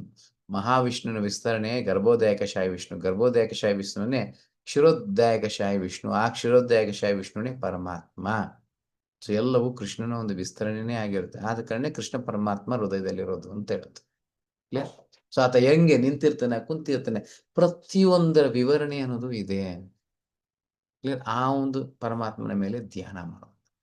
ಆವಾಗ ನಮ್ಮ ಟ್ರಾನ್ಸ್ ಅಂತೇವೆ, ಇಲ್ಲ ಕಂಪ್ಲೀಟ್ ಅಬ್ಸಾರ್ಪ್ಷನ್. ಆತ ಭೂಮಿಗೆ ಅತೀತನಾಗೋಗ್ತಾನೆ, ಭೌತಿಕಕ್ಕೆ ಅತೀತನಾದ ಸಮಾಧಿ ಅಂತೀವಿ. Clear? Can anyone do yoga? ಇವಾಗ ಪ್ರಶ್ನೆ, ಯಾರಾದ್ರೂ ಯೋಗ ಮಾಡಕ್ ಆಗುತ್ತಾ? ನಾವೆಲ್ಲರೂ ಆಗಲ್ಲ. ಅದಕ್ಕೆಲ್ಲ ಏನು ಅರ್ಹತೆ ಬೇಕು? ಅನ್ಅಜಿಟೇಟೆಡ್ ಮೈಂಡ್. ಮೊದಲು ಮನಸ್ಸನ್ನು ಇಲ್ಲಿ ನಿಲ್ಲಿಸ್ಬೇಕು. ನಾವೆಲ್ಲ ಮಾಲೆ ಹಿಡ್ಕೊಂಡು ಜಪ ಮಾಡುವಾಗ ಏನಾಗ್ತಾ ಇದೆ, ಮನಸ್ಸು ಎಲ್ಲೆಲ್ಲೆಲ್ಲ ಓಡ್ತಾ ಇದೆ. ಅಡುಗೆ ಮಾಡುವಾಗ ಅಲ್ಲೆಲ್ಲ ಹೋಗ್ತಾ ಇರುತ್ತೆ. ಕರೆಕ್ಟಾ? ಉದಾಹರಣೆಗೆ ಆಫೀಸ್ಗೆ ಹೋಗೋರು, ಆಫೀಸಲ್ಲಿ ಇರುವಾಗ ಮನಸ್ಸು ಮನೆಯಲ್ಲಿರುತ್ತೆ, ಮನೆಯಲ್ಲಿರುವಾಗ ಮನಸ್ಸು ಆಫೀಸಲ್ಲಿರುತ್ತೆ. ಕರೆಕ್ಟಾ? ನಮ್ಮ ಮನಸ್ಸನ್ನು ಎಲ್ಲಿ ನಿಯಂತ್ರಣದಲ್ಲಿರುತ್ತೆ? ಯೋಗ ಮಾಡುವ ವ್ಯಕ್ತಿಗೆ ನಿಯಂತ್ರಣವಿಲ್ಲದೆ ಮನಸ್ಸಲ್ಲಿ ಸಾಧ್ಯನೇ ಇಲ್ಲ. No material desires. ಭೌತಿಕದ ಯಾವುದೇ ಕೋರಿಕೆಗಳು ಇರಬಾರದು. ಇದ್ರೆ ಧ್ಯಾನ ಮಾಡಕ್ಕಾಗೋದಿಲ್ಲ. ಆ ಧ್ಯಾನ ಹೆಂಗ್ ಫಲಿಸುತ್ತೆ ಮತ್ತೆ? Okay, S. ಕಂಪ್ಲೀಟ್ ಸೆಲೆಬಸ್ ಅತಿ ಮುಖ್ಯವಾದದ್ದು ಬ್ರಹ್ಮಚರ್ಯ. ಇನ್ನೊಂದು, ಯೋಗ ಎಲ್ಲರೂ ಮಾಡಕ್ಕಾಗುತ್ತಾ? ಭಕ್ತಿ ಯೋಗ ಎಲ್ಲರೂ ಮಾಡ್ತೀವಲ್ಲ, ಯೋಗ ಹಂಗ್ ಮಾಡಕ್ಕಾಗುತ್ತೋ? ಇಲ್ಲ. ಹೆಣ್ಮಕ್ಳು ಮಾಡೋಂಗಿಲ್ಲ, ಮಕ್ಕಳು ಚಿಕ್ಕ ಮಕ್ಕಳು ಮಾಡೋಂಗಿಲ್ಲ, ಮುದುಕರು ಮಾಡೋಂಗಿಲ್ಲ. ಆ ವಯಸ್ಸವರು ಯೌವನದಲ್ಲಿರ್ತಾರೆ, ಯುವಕರಾಗಿರ್ತಾರೆ, ಅಂಥವ್ರು ಮಾತ್ರನೇ ಬ್ರಹ್ಮಚರ್ಯ ಅನ್ನೋದಿರಬೇಕು. ಗಂಡಸಿನ ನಿಜವಾದ ಶಕ್ತಿ ಏನು ಗೊತ್ತಾ? ಬ್ರಹ್ಮಚರ್ಯ. ಹೆಣ್ಣಿನ ನಿಜವಾದ ಶಕ್ತಿ ಏನು? ಪಾತಿವ್ರತ್ಯ. ಸತಿ ಸಾವಿತ್ರಿ, ಸುಮಿತ್ರಿ ಇವ್ರ ಬಗ್ಗೆ ಎಲ್ಲ ನಿಮ್ಗೆ ಗೊತ್ತಿದೆ. ಚಲಿಸುವ ಸೂರ್ಯನನ್ನ ನಿಲ್ಲಿಸುವ ಶಕ್ತಿ ಪಾತಿವ್ರತ್ಯಗೆ ಇದೆ. ಅವಾಗ ಬ್ರಹ್ಮಚರ್ಯಗೆ ಎಷ್ಟು ಶಕ್ತಿ ಇದೆ ಗೊತ್ತಾ? ಇಡೀ ಪ್ರಪಂಚವನ್ನೇ ಬದಲಾಯಿಸುವ ಶಕ್ತಿ. 33 ಕೋಟಿ ದೇವತೆಗಳನ್ನ ನಿಯಂತ್ರಿಸುವ ಶಕ್ತಿ ಬ್ರಹ್ಮಚರ್ಯ. ಎಷ್ಟು ಮಹತ್ವವಾದದು ಆಗಿನ ಕಾಲದಲ್ಲಿ. ಅದಕ್ಕೆ ಗುರುಕುಲಗಳಿದ್ದವು. 25 ವರ್ಷ ಆತ ಗುರುಕುಲದಲ್ಲಿ ಬ್ರಹ್ಮಚರ್ಯವನ್ನ ಪಾಠಿಸ್ತಾ ಇದ್ದ. ಆಚೆ ಬಂದು ಗೃಹಸ್ಥನಾಗುವ ಆತನ ಶಕ್ತಿ ಎಷ್ಟಿರುತ್ತೆ, ಯಾವ ರೀತಿ ಮನಸ್ಥಿತಿ ಇರುತ್ತೆ, ಹೆಂಗಿರುತ್ತೆ. ಸೊ ಬ್ರಹ್ಮಚರ್ಯವಿಲ್ಲದೆ ಖಂಡಿತವಾಗ್ಲೂ ಯೋಗ ಅನ್ನೋದು ತುಂಬಾ ದೂರದ ಮಾತುಗಳು. ಅದರಲ್ಲಿ ಕೆಲವರು ಕೃತಕವಾಗಿ ಮಾಡ್ತಾರೆ, ಅದೆಲ್ಲ ಪ್ರಯೋಜನ ಇಲ್ಲ. ಅಗೋರಿಗಳಲ್ಲಿ ಹೋಗ್ತಾರಲ್ಲ, ಏನ್ ಮಾಡ್ತಾರೆ ಗೊತ್ತಾ? ಆ ಒಂದು ಗಂಡಸರು ಆ ಬೀಜವನ್ನು ಹೊಡೆದಾಕ್ತಾರೆ. ಯಾಕೆಂದ್ರೆ ಆ ಒಂದು ಇದು ಬೇಕು, ಬ್ರಹ್ಮಚರ್ಯ ಬೇಕು ಅಂತ. ಎಷ್ಟೋ ಜನರು ಅದರಿಂದ ಸತ್ತೋಗೋದು ಉಂಟು, ಅದಕ್ಕೆ ಪ್ರಾಣಹಾನಿಯಾಗಿ ಸತ್ತೋಗೋದು ಉಂಟು. ಕೃತಕದಿಂದ ಖಂಡಿತ ಸಾಧ್ಯ ಇಲ್ಲ, ಸಹಜವಾಗಿ ಮಾಡುವಂಥದ್ದು ಆ ಒಂದು ಬ್ರಹ್ಮಚರ್ಯದಿಂದ. ನಂತರ ಲ್ಯಾಂಪ್ ಅಂದ್ರೆ ಒಂದು ಅಂಶ ತಗೊಂಡು ಎಷ್ಟು ಬೇಕಾದ್ರೂ ಅದ್ರ ಬಗ್ಗೆ ಚರ್ಚೆ ಮಾಡಿ ತಿಳ್ಕೊಳ್ಬೋದು. ಮುಂದಕ್ಕೆ ಒಂದು ಅನವಶ್ಯಕ ನಮಗೆ ಬೇಡ. ಲ್ಯಾಂಪ್ ಇನ್ ವಿಂಡ್ಲೆಸ್ ಪ್ಲೇಸ್. ಗಾಳಿ ಇಲ್ದಿರೋ ಜಾಗದಲ್ಲಿ ಯಾವ ರೀತಿ ಬೆಳಗ್ತಾ ಇದೆ, ದೀಪ ಹಂಗಿರ್ಬೇಕು, ಅಲಗಾಡುವಂತ ದೀಪ ಅಲ್ಲ. ನಮ್ಮ ಮನಸ್ಸು ಆ ರೀತಿ ಇರಬೇಕು. Regulated habits. ನಾನು ಪ್ರತಿಯೊಂದು ರೆಗ್ಯುಲೇಟೆಡ್ ಹ್ಯಾಬಿಟ್ಸ್ ಅಂದ್ರೆ ಹೇಗೆ, ಇವತ್ತಿನ ದಿನ 6 ಗಂಟೆಗೆ ಇದನ್ನ ಮಾಡಿದೆ, 365 ದಿವಸ 6 ಗಂಟೆಗೆ ಅದನ್ನೇ ಮಾಡಬೇಕು. ಶಿಸ್ತುಬದ್ಧವಾದ ಜೀವನವಾಗಿರ್ಬೇಕು. ಶೆಡ್ಯೂಲ್ ಇರಬೇಕು ನಮ್ಮ ಜೀವನದಲ್ಲಿ. ಇಷ್ಟೊತ್ತಿಗೆ ಎದ್ದೇಳೋದು, ಅಷ್ಟೊತ್ತಿಗೆ ಎದ್ದೇಳೋದು, ಹಿಂಗೆ ಮಲಗೋದು, ಅಷ್ಟೊತ್ತಿಗೆ ಮಲಗೋದು, ಇದನ್ನೇ ತಿಂತೀನಿ, ಅದನ್ನೇ ತಿನ್ಬೇಕು. ಈ ರೀತಿಯಾದ ಶಿಸ್ತುಬದ್ಧವಾದ ಒಂದು ಜೀವನವನ್ನ ಮಾಡಬೇಕು. ಇಲ್ಲ ಅಂದ್ರೆ ಯೋಗದ ಪರಿಪೂರ್ಣತೆ ಆಗೋದಿಲ್ಲ. ಇಲ್ಲಿ ಬೆಕ್ಕಿನ ಒಂದು ಉದಾಹರಣೆ ನೋಡಿ. ಹಾಲ್ನ ಪಕ್ಕದಲ್ಲಿ ಇಟ್ಬಿಟ್ಟು ಬೆಕ್ಕನ್ನ ನೀನ್ ಈ ರೀತಿ ಯೋಗ ಮಾಡೋದ್ರೆ ಸಾಧ್ಯವಾಗುತ್ತಾ? ಹಾಲು ನೋಡ್ಬೋದು, ಬೆಕ್ಕು ಕಳ್ತನದಿಂದ ಬಂದು ಸಹ ಹಾಲನ್ನ ಕುಡಿದ್ಬಿಟ್ಟು ಹೋಗ್ಬಿಡುತ್ತೆ. ಕರೆಕ್ಟಾ? ಅಂತ ಹಾಲ್ನ ಪಕ್ಕದಲ್ಲಿ ಇಟ್ಬಿಟ್ಟು ನೀನ್ ಈ ರೀತಿ ಮಾಡೋದ್ರೆ ಆಗುತ್ತಾ? ನಮ್ಮ ಎಲ್ಲಾ ಇಂದ್ರಿಯ ತೃಪ್ತಿಗಳನ್ನ ಇಟ್ಕೊಂಡು ಯೋಗವನ್ನ ಎಲ್ಲಿ ಮಾಡ್ತೀವಿ? ಎಲ್ಲಿ ಸಾಧ್ಯವಾಗುತ್ತೆ ಯೋಗವನ್ನ ಮಾಡಿ? ಸೊ ಯೋಗ ಪರಿಪೂರ್ಣತೆ ಆಗೋದಿಲ್ಲ. ಸೊ ಅದನ್ನ ಯಾರು ಹೇಳ್ತಾ ಇರೋದು? ನಾನು ಹೇಳೋದು, ನೀವ್ ಹೇಳೋದಲ್ಲ. ಸಾಕ್ಷಾತ್ ಅರ್ಜುನನೇ ಹೇಳ್ತಾನೆ. ಅರ್ಜುನ ಉವಾಚ ಯೋಯಂ ಯೋಗಸ್ತ್ವಯಾ ಪ್ರೋಕ್ತ ಸಂಯೇನ ಮಧುಸೂದನ ಏತಸ್ಯಾಹಂ ನ ಪಶ್ಯಾಮಿ ಚಂಚಲವತ್ ಸ್ಥಿರಂ. ಅರ್ಜುನನು ಹೀಗೆ ಹೇಳಿದನು, ಮಧುಸೂದನನೇ, ನೀನು ಸಂಗ್ರಹವಾಗಿ ಹೇಳಿದ ಈ ಯೋಗ ಪದ್ಧತಿಯು ಕಾರ್ಯಸಾಧ್ಯವಲ್ಲ ಮತ್ತು ಇದು ಸಹಿಸಲ ಅಸಾಧ್ಯವಾದದ್ದು ಎಂದು ನನಗೆ ತೋರುತ್ತದೆ. ಯಾಕೆ? ಅರ್ಜುನ ಏನು ಸಾಮಾನ್ಯನಾಗಿದ್ನ? ಅರ್ಜುನ ಬಗ್ಗೆ ಎಲ್ಲರಿಗೂ ಗೊತ್ತು. ಆತನ ಏಕಾಗ್ರತೆ ಬಗ್ಗೆ ಎಲ್ಲರಿಗೂ ಗೊತ್ತು.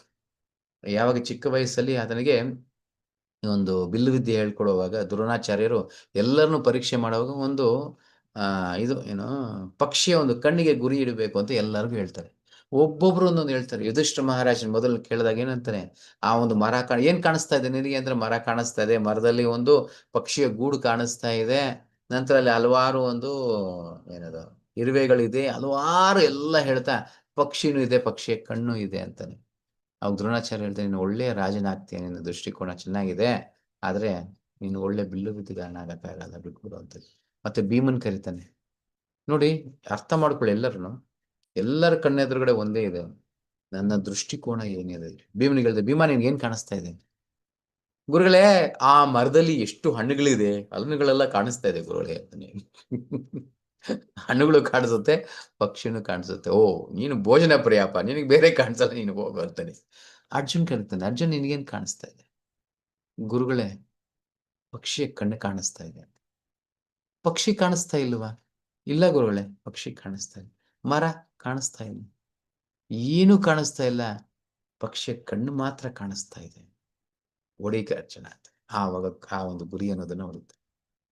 ಜಸ್ಟ್ ಅರ್ಥ ಮಾಡ್ಕೊಳ್ಳಿ, ಎಷ್ಟು ಏಕಾಗ್ರತೆ ಇತ್ತು, ಆತನ ಎಷ್ಟು ಇದಾಗಿದ್ದ ಅಂತ ಅರ್ಜುನ್ ಹೇಳ್ತಿದ್ದಾನೆ, ಸಾಧ್ಯವಿಲ್ಲ ಕೃಷ್ಣ ಅಂತಿದೆ.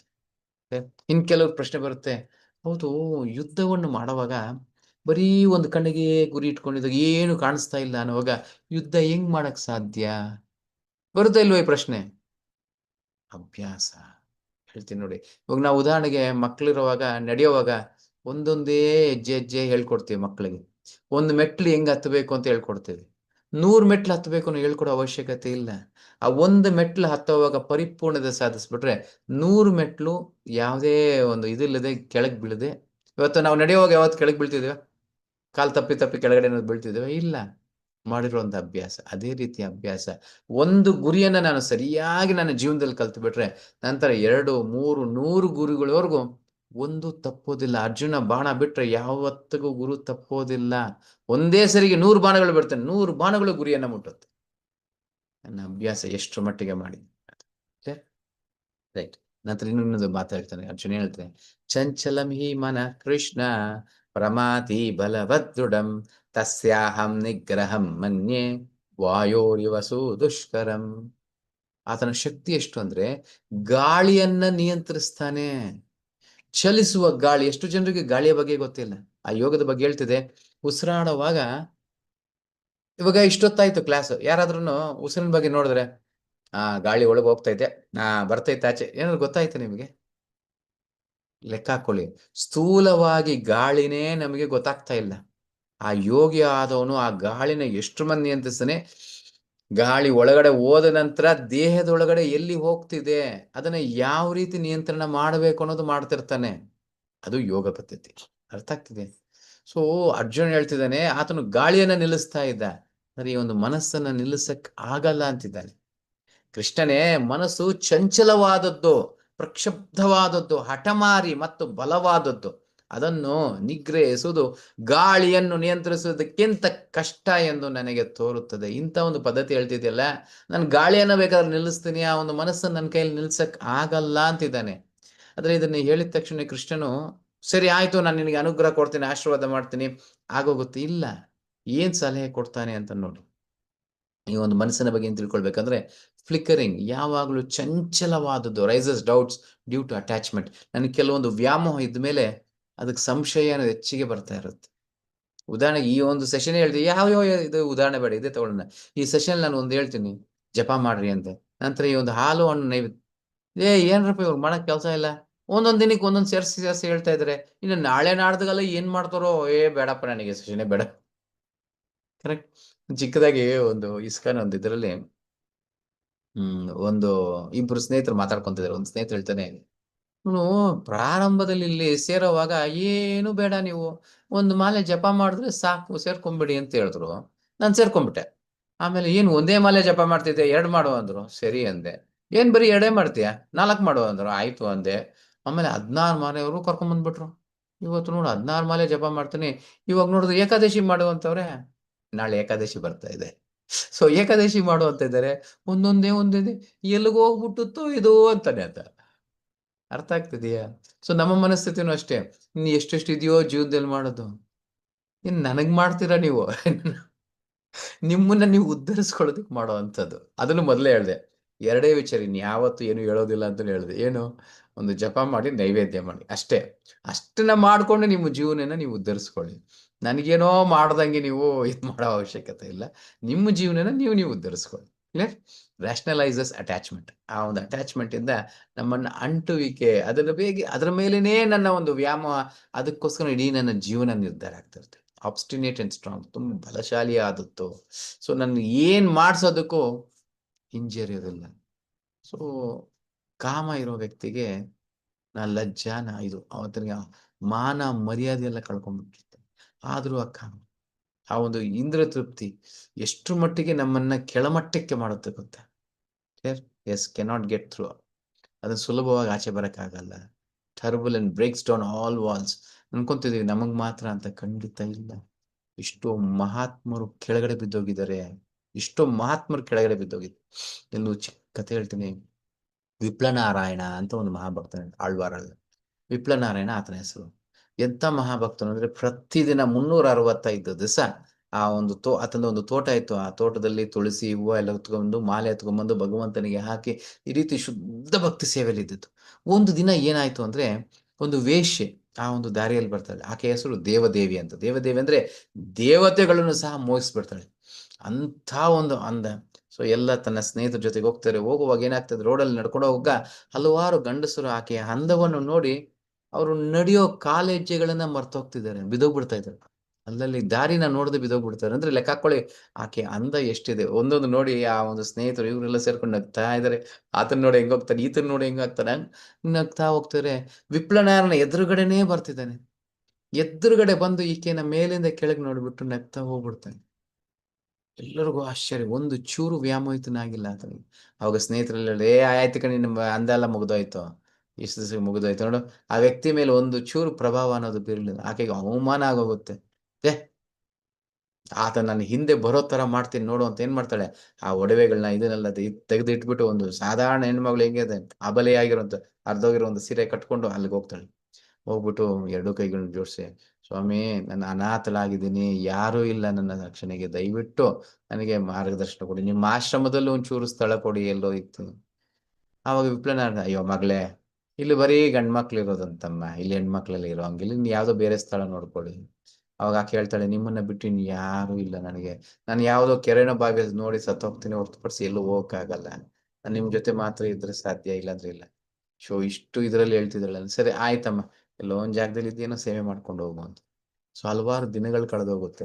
ಆಕೆನೂ ಅಷ್ಟೇ ಹಲವಾರು ಸೇವೆಗಳನ್ನ ಹೋಗಿ ಕಿತ್ಕೊಳ್ಳೋದು, ಅದು ಮಾಡಿ ಇದು ಮಾಡಿ ಎಲ್ಲ ಮಾಡ್ತಾರೆ. ಒಂದ್ ದಿವಸ ಮಳೆಗಾಲ, ಆತ ಹೋಗಿ ಮಾಲೆನ ಹಾಕ್ಬಿಟ್ಟು ಮಳೆಯಲ್ಲಿ ನೆಂದ್ಕೊಂಡ್ ಬಂದ್ಬಿಡ್ತಾನೆ.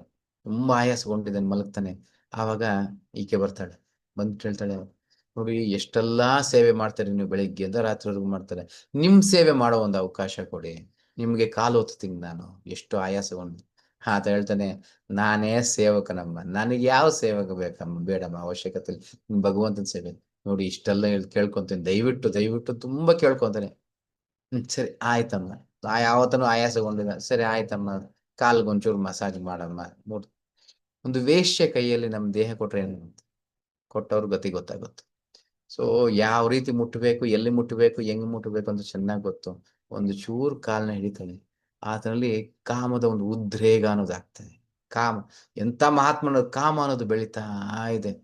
ಅದು ಬೆಳೀತಾ ಇದ್ದಾಗ್ಲೇ ಈಕೆ ಗೊತ್ತಾಗೋಯ್ತು, ಬದಲಾವಣೆ ಆಗ್ತಾ ಇದೆ ಅಂತೆ. ಕೊನೆಗೆಲ್ಲ ಮಾಡೋದೆಲ್ಲ ಮಾಡ್ಬಿಟ್ಟು ಕೊನೆಗೆ ಹೋಗ್ಬಿಡ್ತಾಳೆ. ಹೋಗ್ಬಿಟ್ಟು ಮತ್ತೊಮ್ಮೆ ಅಂದವಾಗಿ ತನ್ನ ಸೀರೆ ಒಡವೆ ಎಲ್ಲ ಹಾಕೊಂಡು ಅಲಂಕಾರ ವೃತವಾಗಿ ಬಂದು ಬಾಗಿಲಲ್ಲಿ ನಿಂತಾರೆ. ನಿಂತಿದ ತಕ್ಷಣ ಈತನ 2 ಕಣ್ಣುಗಳನ್ನ ಬಿಟ್ಕೊಂಡು ನೋಡ್ತಾರೆ. ಎಷ್ಟು ಸುಂದರಿ, ಯಾರು ನೀನು, ಯಾರು ನೀನು? ಇಷ್ಟು ದಿವಸ ನಿನ್ನ ಹತ್ರ ಇದ್ನಲ್ಲ, ನಾನೇ ದೇವದೇವಿ ಅಂತೇಳಿ ಎಷ್ಟು ವ್ಯಾಮೋಹಿತನಾಗ್ತಾನೆ ಅಂದ್ರೆ, ಆಕೆಯ ಸಾಂಗತ್ಯ ಬೇಕು ಅಂತ ಹೋಗ್ತಾನೆ. ಇತ್ತು ಅಂತ ಹೋಗ್ದ್ಬಿಟ್ಟು ಹೋಗ್ತಾಳೆ. ಶೋ ಆಕೆ ಹಿಂದೆನೇ ಓಡ್ತಾನೆ. ದೇವದೇವಿ ದೇವದೇವಿ ಅಂತ ಆಕೆ ಮನೆ ಒಳಗಡೆ ಹೋದ್ರೆ ಅಲ್ಲಿ ಬಾಗ್ಲಲ್ಲಿ ಕುಂತ್ಕೊಂಡು ಬಾಗಲ್ ತಡ್ತಾ ದೇವದೇವಿ ದೇವದೇವಿ ಅಲ್ಲೇ ಬಿದ್ದಿರ್ತಾನೆ. ಆವತ್ತಿನ ದಿವಸ ಏನಾಗುತ್ತೆ ಅಂದ್ರೆ, ಲಕ್ಷ್ಮಿ ಮತ್ತೆ ಆ ಒಂದು ನಾರಾಯಣರ ಒಂದು ಉತ್ಸವ ಅನ್ನೋದು ನಡೀತಾ ಇದೆ. ನಡೆಯುವಾಗ ಲಕ್ಷ್ಮೀದೇವಿ ನೋಡ್ತಾಳೆ, ಸ್ವಾಮಿ ನಿಮ್ಮ ಭಕ್ತನ್ ನೋಡಿ ಅಲ್ಲಿ ದೇವದೇವಿಯ ಬಾಗ್ಲತ್ರ ಇದ್ದಾನೆ. ಯಶೋ, ಏನೋ ಒಂಚೂರು ಸಹಾಯ ಮಾಡಿ ನೀವು, ಎಂತ ಮಹಾಭಕ್ತನಾಗಿದ್ದ. ಅವಾಗ ಭಗವಂತ ಸರಿ ಆಯ್ತು ಅಂತ ಏನ್ ಮಾಡ್ತಾರೆ, ಒಂದು ಚಿಕ್ಕ ಹುಡುಗನ ರೂಪದಲ್ಲಿ ಬಂದ್ಬಿಟ್ಟು ಒಂದು ಬಂಗಾರದ ಬಟ್ಲು, ಅವ್ರಿಗೆ ನೈವೇದ್ಯ ಮಾಡ್ತಾರಲ್ಲ ಆ ಬಂಗಾರದ ಬಟ್ಲು ಎತ್ಕೊಂಡ್ ಬಂದ್ಬಿಟ್ಟು ದೇವದೇವಿ ಕೊಡ್ತಾನೆ. ನಾನು ವಿಪ್ರನಾರಾಯಣ ಸೇವಕನು, ಈ ಒಂದು ಬಂಗಾರದ ಬಟ್ಲು ತಗೊಂಡು ಆತನಿಗೆ ನಿನ್ನ ಸಾಂಗತ್ಯವನ್ನು ಕೊಡು. ಸ್ವೇಚ್ಛೆ ಏನು, ದುಡ್ಡು ಕೊಟ್ರೆ ಯಾರು ಬೇಕಾದ್ರೂ ಸರಿ. ಸರಿ ಆಯ್ತು. ಅವಾಗ ಬಾಗಿಲು ತೆಗಿತಾರೆ. ತೆಗೆದ ತಕ್ಷಣನೇ ಈತನಿಗೆ ಸಂತೋಷ, ಓ ದೇವದೇವಿ ಇಷ್ಟು ದಿವಸ ನಾನು ಕೂತಿದ್ದೀನಲ್ಲ, ನನ್ನ ಮೇಲೆ ಕರುಣೆಯಿಂದ ಬಾಗಿಲು ತೆಗೆದು ಒಳಗಡೆ ಹೋಗ್ತಾನೆ. ಅಷ್ಟರೊಳಗೆ ಏನಾಗುತ್ತೆ ಅಂದ್ರೆ, ಈ ಒಂದು ಸುದ್ದಿ ಹ್ಮ್ ರಾಜನವ್ರಿಗೂ ಮುಟ್ಬಿಡುತ್ತೆ. ಏನು, ಈ ಒಂದು ಬಂಗಾರದ ಬಟ್ಲು ಕಾಣೆಯಾಗಿದೆ ದೇವಸ್ಥಾನದ. ಆ ಪೂಜಾರಿನ ಕರೀತಾರೆ, ಎಲ್ಲಿ ಹೋಯ್ತು ಬಂಗಾರದ ಬಟ್ಲು? ಇವಾಗ ಗೊತ್ತಿಲ್ಲ ಸ್ವಾಮಿ, ನಮಗೇನು ಗೊತ್ತಿಲ್ಲ ಅಂದ್ರೆ ಅವ್ನು ಹೇಳ್ತಾನೆ, ಮಾನಸನೇ ಆ ಬಂಗಾರದ ಬಟ್ಲು ಬಂದ್ರೆ ಇಬ್ಬರು ಸೆರೆಮನೆಯಲ್ಲಿ ಹಾಕ್ಬಿಡ್ತೀನಿ. ಅವ್ರು ಹುಡುಕಾಡ್ತಿದಾರೆ ಬಂಗಾರ ಬಟ್ಲು ಎಲ್ಲಿ ಎಲ್ಲಿ ಎಲ್ಲಿ ಅಂತ. ಅಷ್ಟರೊಳಗೆ ದೇವದೇವಿಯ ಒಂದು ಸ್ನೇಹಿತರು ಅವ್ರು ಹೇಳ್ತಾರೆ, ಅಯ್ಯೋ ವಿಪ್ಲನಾರಾಯಣ ಯಾರೋ ಸೇವಕ ಅಂತಿದ್ದ, ಆತ ಬಂದು ದೇವದೇವಿಗೆ ಕೊಟ್ನಲ್ಲ, ಹೌದಾ?